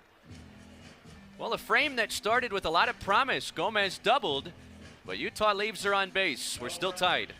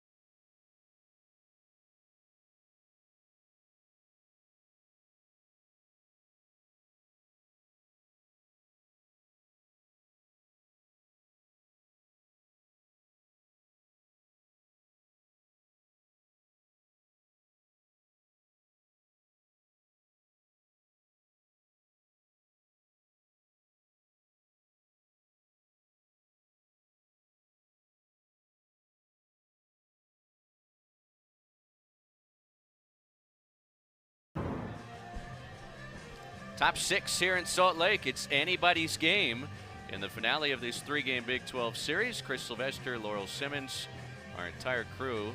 And you look at what's on the horizon for Oklahoma State to Wichita State for a midweek, then Iowa State for a weekend series, followed by a midweek matchup, the only one this year, the Bedlam rivalry being played in Oklahoma City between the Cowgirls and Sooners. Of course, for many, many, many years, such a great conference rivalry, with Oklahoma bolting to the SEC a couple years ago. It has taken away the yearly conference series between the Cowgirls and Sooners, but still a fun opportunity for fans of both Oklahoma and Oklahoma State to meet together in Oklahoma City, and that'll be a nationally televised game on ESPN2. The Sooners had a 22-game winning streak coming into this weekend, and LSU snapped it a couple of nights ago.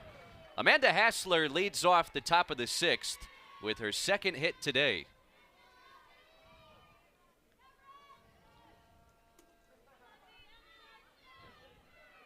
And Kenny Gajewski going to make a change here. And I think he's already replaced Hassler once with a pinch runner in this game. This would take her out of the game for good. It is the 6th inning, but in a tie game, you never know when that part of the lineup may come up again. Libby J. Hughes will enter as a pinch runner. Playing to win right now, pulling out all the stops like this is the last chance they have. That's how you got to play it late in the game.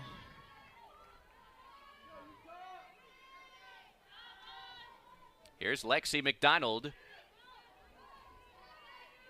Hitless in 2 at-bats, a ground out and a fly out.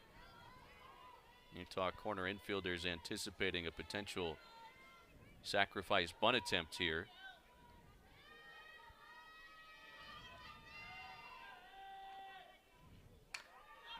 That's fouled back.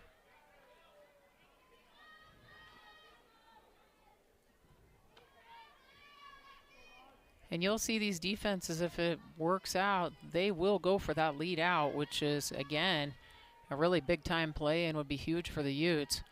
At the very least, Utes need to get one of these quick.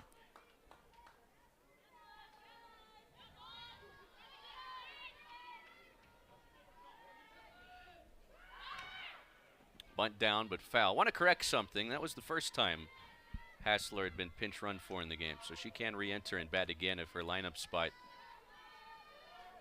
does come up later in the game. I think Oklahoma State, they were a little hesitant trying to think themselves if it was the second time they were pulling Hassler off the bases. Coach G knows what he's doing out there. 5 straight trips to Oklahoma City for this program before a regional exit last year. Yeah, it's funny how many, usually players have a lot of the nicknames, but Coach G, Coach Gajewski, there's probably others from when he played.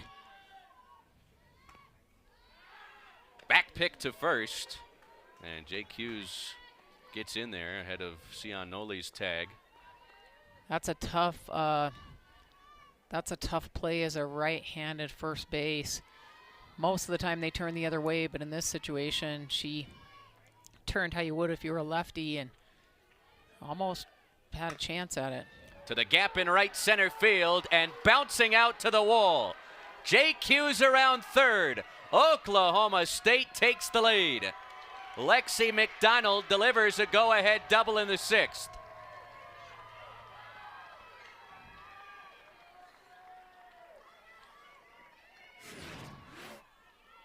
She just sat back, and that was hit so hard, and Utah's defense was up, so they were going all the way, and almost made it to third on that one, but for sure, most importantly, scored that run. So the Cowgirls seesaw in front, and that'll do it for Haley Mastretti. We've got a pitching change here in Salt Lake City. The 21st ranked Cowgirls on top in the top of the 6th.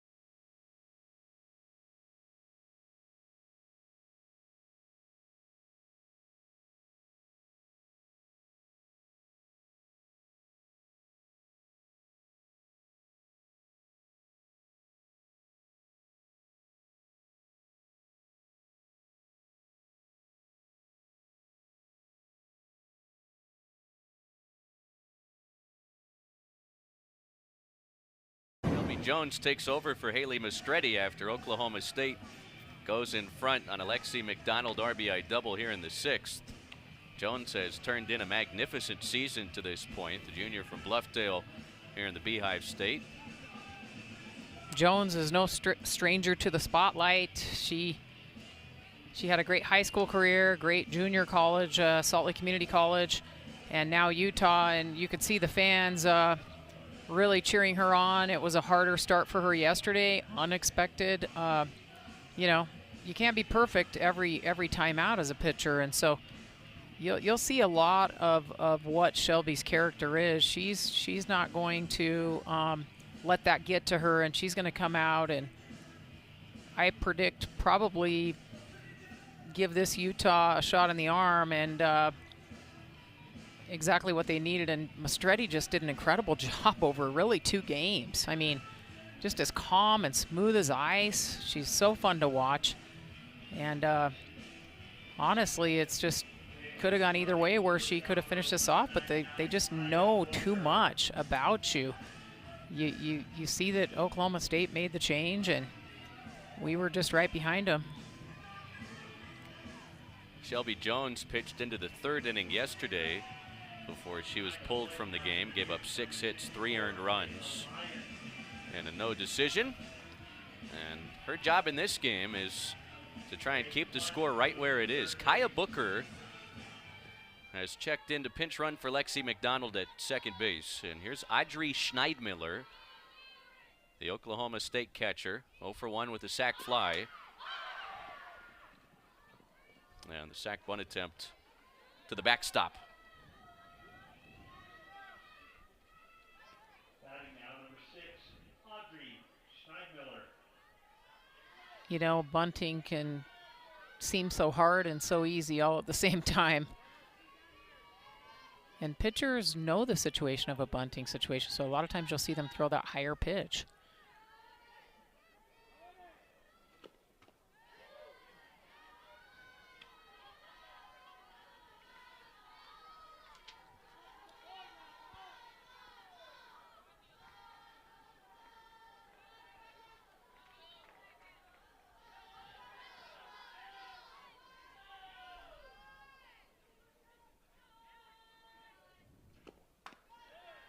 Two and one.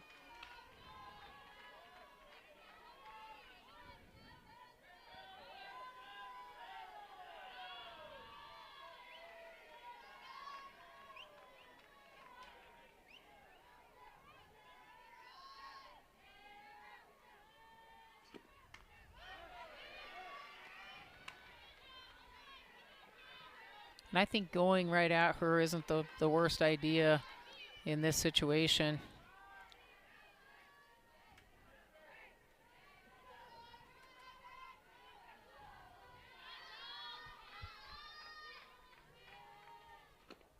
And there's ball 4. So did have the open base at first. Schneidmiller works the walk to put 2 on with nobody out for Aubrey Jones.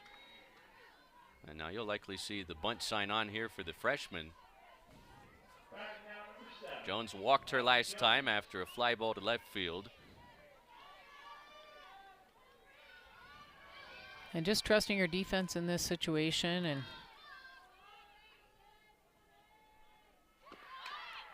bunts down, it's fair, throw to third, not in time. And just as I said yesterday, you'll see especially that bunt that's right in front of the plate, the momentum is looking right at third, and so such an excellent job on the runner there to make it indisputable here. Great jump, never hesitated. Neither side hesitated, but Oklahoma just had that all the way on the gain, and that's huge for the Cowgirls. Out comes Amy Hogue. Her team dealing with some adversity here. Bases loaded, nobody out. This game was tied at 2, and when you think about the momentum swings and the Mia Gomez leadoff double in the bottom of the 5th, Utah was hoping to take the lead and give the pitching staff 6 outs to try and get to the finish line, but Oklahoma State, they've had the first 4 hitters of this 6th inning reach base, and now they've got a chance to create some breathing room with the bases loaded, nobody out, and Gabby Castillo coming up. Well, and I think Coach Hogue is saying, hey, I believe in you. Your defense will play defense behind you. We have great hitters. Let's not press. So much easier when your players play free. That's when Shelby Jones is at her best. Not when she's questioning every pitch that's coming out. She is a pitcher that's had a lot of success. The team has leaned on her as a leader.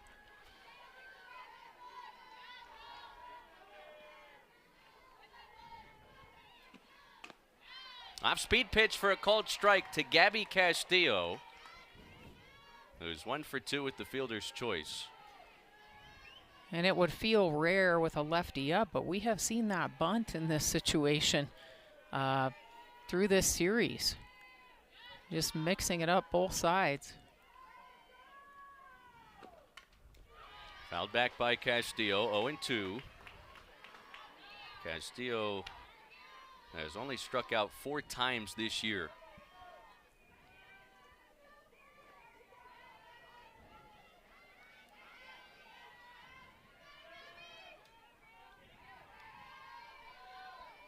Two-strike pitch from Shelby Jones.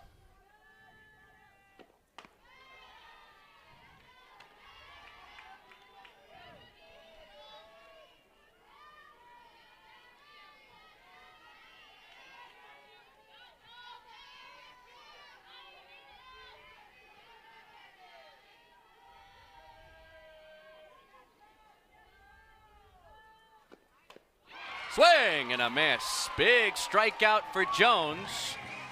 1 away. That's huge, and there we see Shelby back with the kind of presence that she can have on the mound, and you can see that rise ball jump out of the zone, and that's what Jones needed there to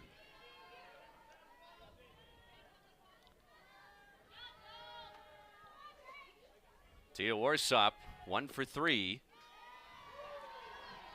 Takes just outside. Shelby pacing around a little bit. Not happy with that ball 1 call.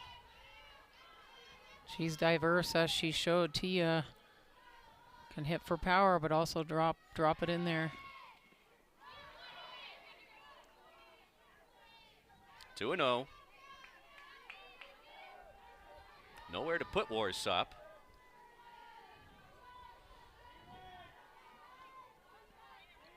This is where the Utes are thinking about that double play as the pitcher's best friend.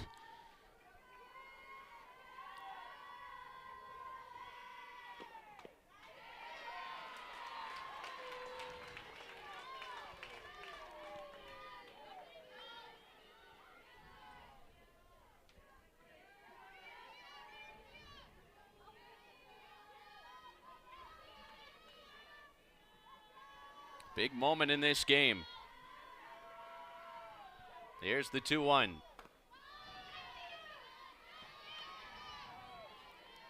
Well, got to give her something good to hit here.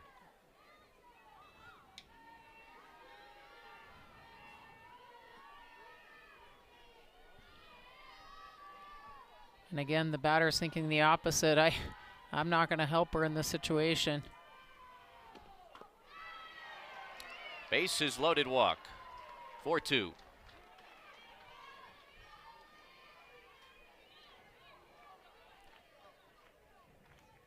Well, got the big strikeout of Castillo, and you can understand not wanting to make a mistake against Warsop, but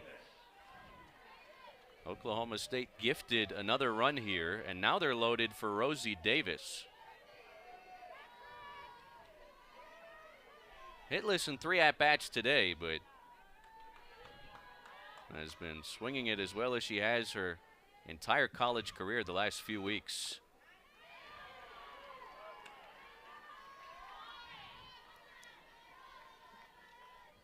That outside pitch must just be dropping off a little bit out.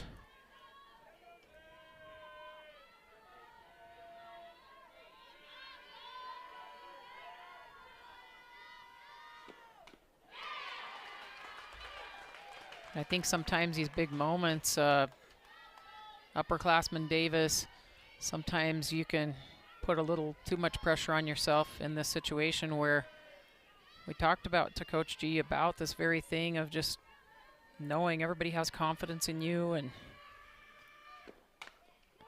that is just foul, not by much. She's sitting in the position in the lineup because the coach has confidence in what she can do. And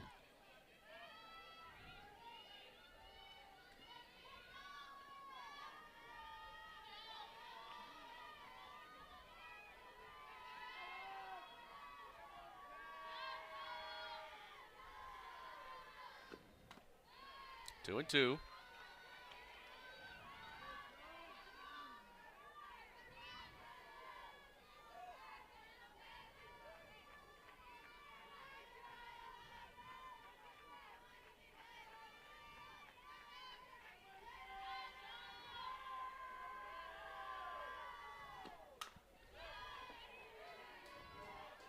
quite a battle here.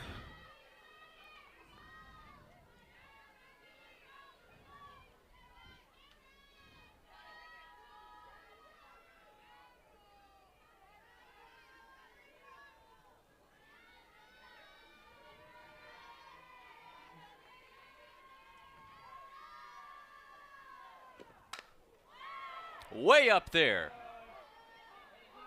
Infield fly rule in effect, and a big second out. That was a huge out there for the Utes. Davis is up there with the home runs, and you know that she can swing it as it needs to be swung to get it out of here. And that was what the pitchers dream about, is just getting big hitters getting just below it to produce an out like that. Two gone, first ball swinging. Godwin pops it up. Noli makes the catch, and Jones avoids further damage. But the Cowgirls push across two and have a 2-run lead in Salt Lake City.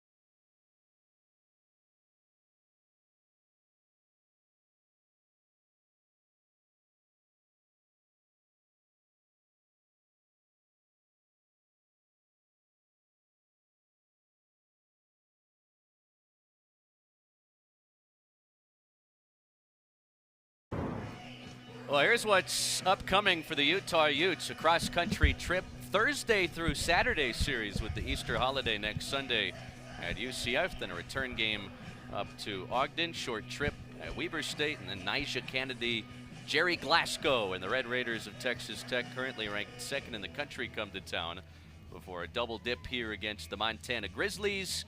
And then down to Waco, Texas in mid-April to visit the Baylor Bears. All right, rally time here for Utah, Laurel.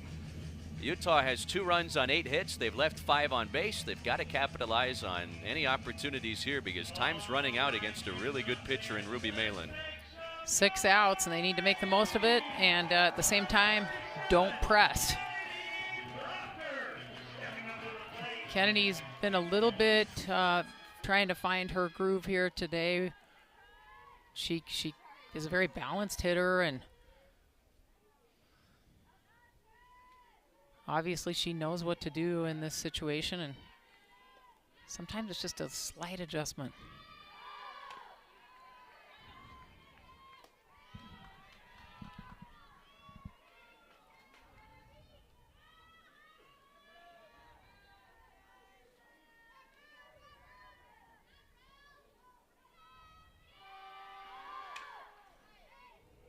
Kennedy Proctor fouls the first one back. 0 for 2 today. Crank and Noli, a couple freshmen that have launched solo home runs in this game, due up after Proctor. Ruby Malin has given up a couple of doubles in relief of Riley Crandall, but Utah has not been able to scratch across a run against the senior from Omaha. And the timely hitting, the timely base runners, and Utah having their best plate appearances of the weekend are what Utah needs right now to turn this around.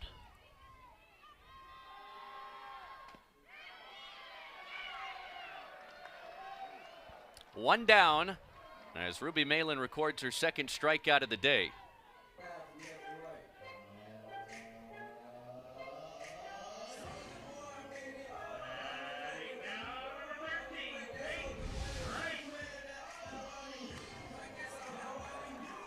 No question for Crank going opposite field, and it's fun to see her show some emotion and give the fans on the berm something to cheer about.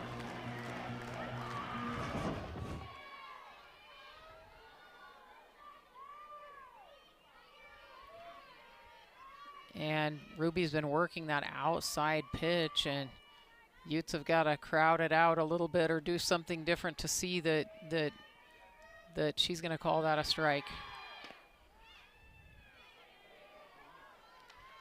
They might not want it, but being behind in the count, you've got to protect that because she has called that outside pitch time and time again.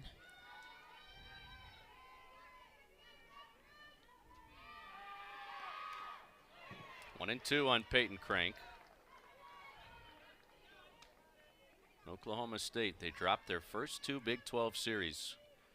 Right after the Utes went to Tempe and swept the Sun Devils, Arizona State took 2 of 3 from the Cowgirls. Then Oklahoma State lost 2 of 3 at home to UCF before bouncing back the last couple of weekends against the two Holy War programs. Yes, yes. Yeah, it's really interesting to see how this conference has just been beating each other up. And, you know, you just never know what teams are battling and injuries or just team dynamics. And it's fun to see them make a turnaround. Crank can't lay off the rise ball. 2 gone.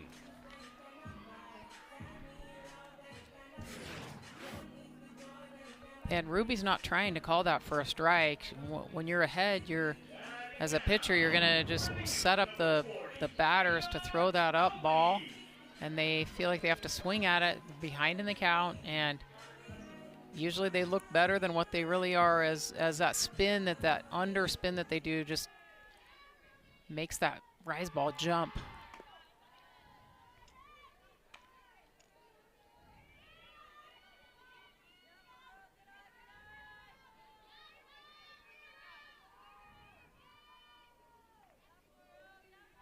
Utah just looking for a base runner.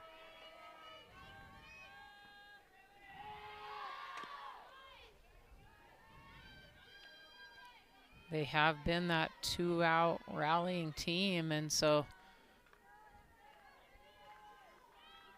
they spend a lot of time trying to be the best teammate that they can be and work very vigorously on that. Line shot into center field, and Utah will bring up the possible tying run.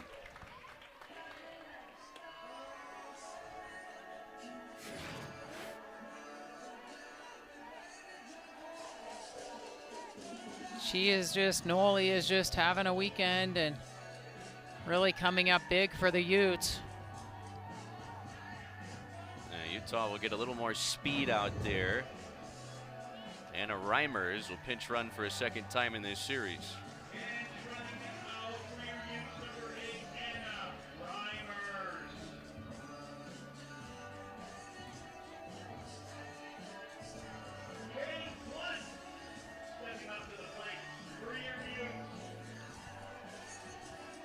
All right, Kate Blunt. She's got pop. 4 for 4 this year. The UCLA transfer has 3 extra base hits, including a double against Ruby Malin the last time she batted in the 4th.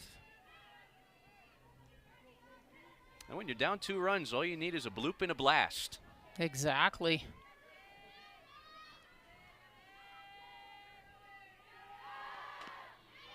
Called strike to Blunt. For what Oklahoma State is doing on the road here, you know, pressing into trying to get that, they have this, you know, the 2 games, but the full sweep is just, it's hard to go on the road and do what they're doing right now.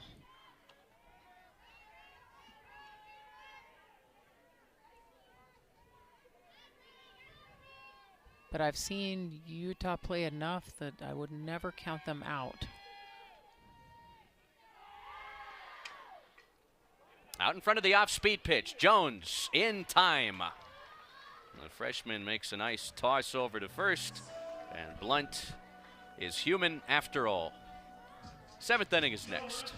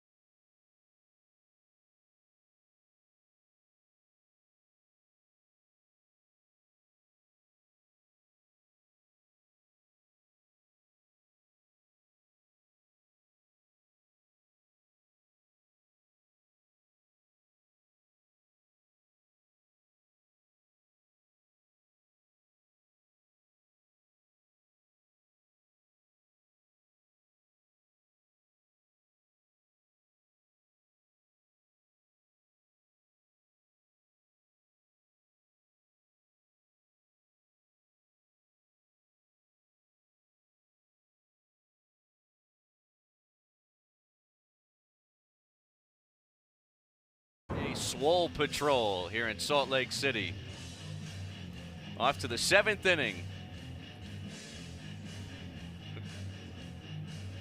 There's Gabe enjoying the sunshine, and Caleb, who's in the friendly confines of the booth.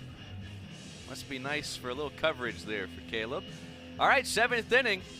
Utah trying to keep this thing within reach. Shelby Jones back to the circle. This game was tied at 2 after 5. Oklahoma State pushed across a pair. And the top of the 6th. Cowgirls going for the series sweep here. And we'll send up Claire Tim, who re-enters the game after she was hit by a pitch and replaced by J.L. Austin in the 3rd. She takes strike 1.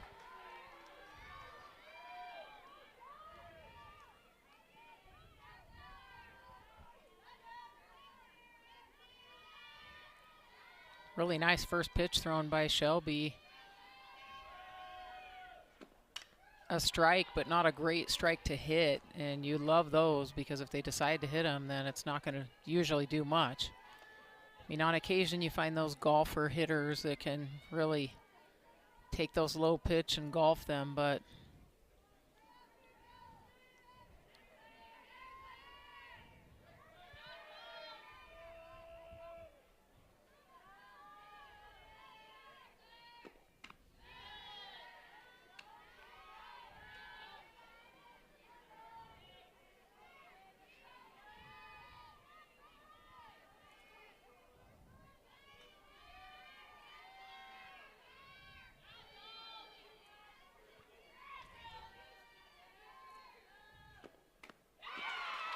got her swinging.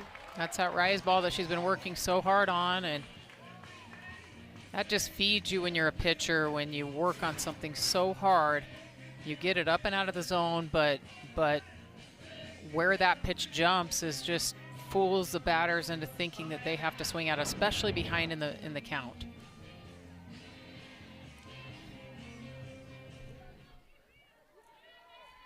Here's Amanda Hassler with 2 more hits today. Enjoying the weekend in Salt Lake City.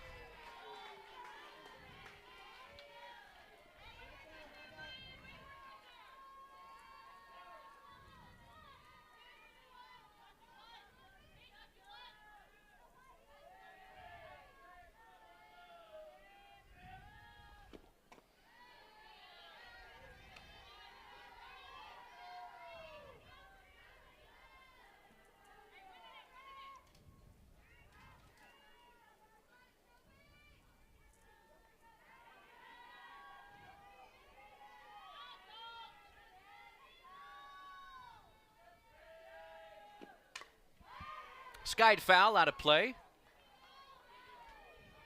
So Utah on the road for the next 4.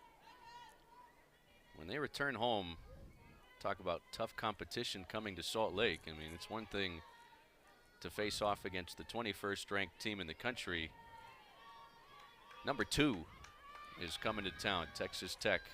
An absolutely loaded Red Raider roster. Only been handed 1 loss so far in the Big 12. There's a hot shot back towards the middle.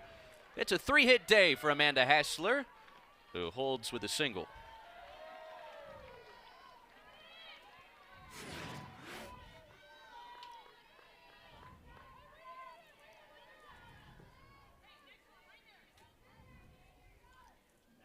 And that's that rise ball that didn't quite jump, and there was no intention to pitch that pitch good enough to do that, but sometimes they don't jump like you expect.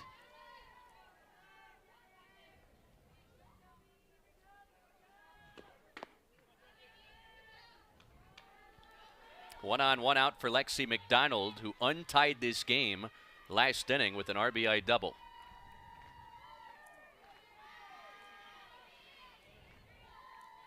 And you just kind of get the feeling that Oklahoma State is starting to turn a corner as a team. We mentioned they lost their first 2 Big 12 series, coming off an extremely challenging non-conference schedule, which is just the standard under Kenny Gajewski. But if this group can gain some confidence, I mean, 1 through 9, they've been hitting well this weekend, and if Riley Crandall or maybe Presley Downing can emerge as a solid option beyond Ruby Malin, this is going to be a tough team to beat the rest of the way. Right back to Jones, to second for 1, on to first. Double play. How about the stretch from Sion Noli? Big time play by Utah. A little momentum for the Utes. They need 2 in the bottom of the 7th. You see this is just a shot, and to turn like that is so hard, to do it quick, and they had it all the way with the splits by Noli. Really good job.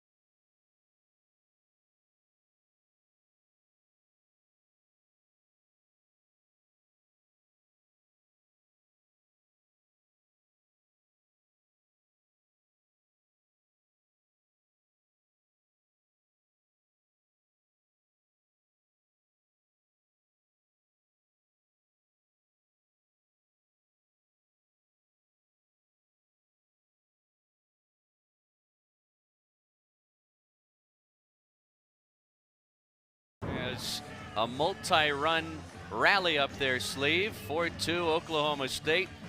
The Cowgirls going for the series sweep. It would be their first in the Big 12 this year. And Ruby Malin trying to make it 3 wins in the circle this weekend. She is the reigning Big 12 co-pitcher of the week. They may just give her the award all by herself tomorrow if she can get this thing done tonight. Yeah, she definitely has quite a demeanor coming out there. You see those pitchers that command the attention of the umpire, they command the attention of their teammates, and also get the batters to pay close attention to what they're doing. And she's been really fun to watch this series. Well, Utah will send up a trio that I think Amy Hogue would almost handpick in this situation, right? Haley White, Mia Gomez, Danica Wilson. This is what you dream about when you set up, elite coaches set up game-like situations. They're not just sitting out there running around the bases and hitting ground balls as if, it's right before a game or something. They're trying to simulate this situation and putting pressure on their players. And so this is where you really find out Utah's no stranger to scoring a couple of runs in the 7th inning. Oh, with the home crowd behind them, Haley White leads off against Ruby Malin and takes a called strike. The senior from Omaha who grew up pitching alongside Nebraska's Jordy Fromm, formerly Jordy Ball, who began her career at Oklahoma and decided to transfer back home to kind of shapeshift what softball looks like in her home state. Darren Dubsky was the pitching coach for both Malin and Jordy Fromm as both got closer to the collegiate level. That's fouled back. 1-2 here on Haley White, who's gone hitless in 2 at-bats today. Those backstories are really interesting because we're hearing a lot about Nebraska now and asking ourselves, wait a minute, what's going on in Nebraska? And that summary you just gave is a reminder of how quickly things can change.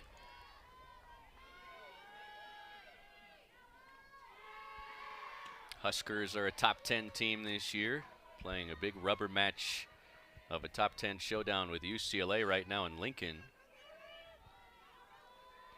A lot of really good college softball being played all around the country, especially as teams start to separate themselves. Full count. And that's such a good job by Haley holding off on that up pitch. Ruby's been having a lot of success with that pitch, not for a called strike, but for the batters to swing at it.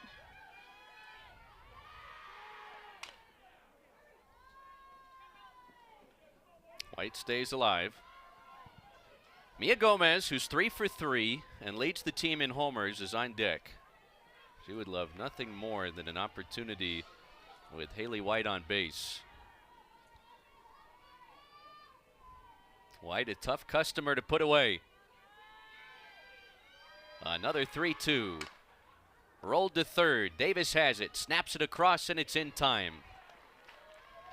On a pitch that probably would have wound up a little below the strike zone, but with the movement Ruby Malin has, it's really tough for a hitter to understand that before the pitch comes to the plate. And this is what Ruby Malin has done so far with 2 outs to get. Yeah, she's right around that 1 strikeout per inning average, and that's how they define the elite.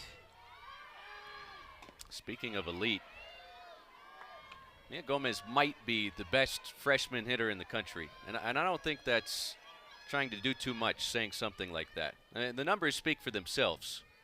Well, and you look at her as a leadoff and playing DP, it's not always easy to be coming in, and it's much different to be a pitcher and not be hitting.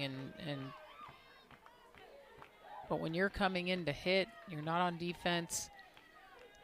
You're just pretty much in 2 worlds. Gomez, left side, Jones to the backhand. Throws her out at first base. And Utah down to its final out.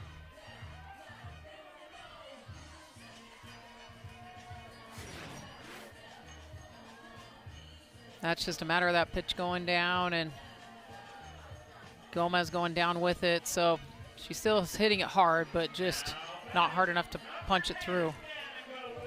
And Danica Wilson needs to get on base here for Utah to bring up the possible tying run. Wilson's 1 for 3.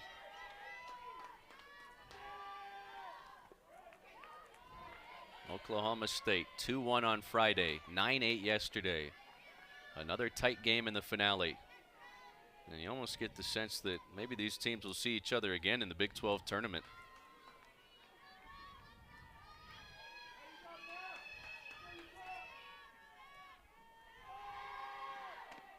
In there.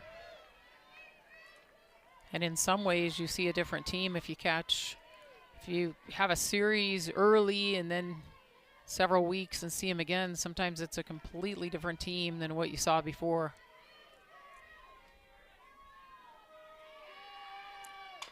Wilson into left field. It drops. Don't shovel dirt on him yet. Utah will bring up the possible tying run. This team does not have any quit in them. Danica comes out, remember, a freshman, and she just doesn't seem to get too tied up with the magnitude of the situation. She's playing very free and very loose. Shanti Pasi represents the possible tying run. Swings away. Jones waits back on the big bounce. Throws to first, and that will do it. Oklahoma State holds on in the finale, and they sweep the Utah Utes here in Salt Lake City, taking the final game by a final of 4-2. And, well, it kind of felt like Groundhog Day over the last few with the tight games, and Ruby Malin recording the final outs in each of them. It really did, and you could tell that they were on a mission, but Utah was not willing to give up. And I would say that most people are saying that was an incredible series for a fan and so much excitement, and both these teams have a lot to look forward to in the coming weeks. Oklahoma State, they are heating up at the right time. Winners in 8 of their last 9. Utah will try and bounce back as they trek to the Sunshine State and visit the UCF Knights beginning on Thursday. Special thanks to our producer, Natalie Newton, director, Jono Jenkins, everybody back there under the tutelage of the great Elizabeth Ahlstrom. For Laurel Simmons, I'm Chris Sylvester saying so long from Salt Lake City. Enjoy what's left of the weekend, and we'll talk to you soon.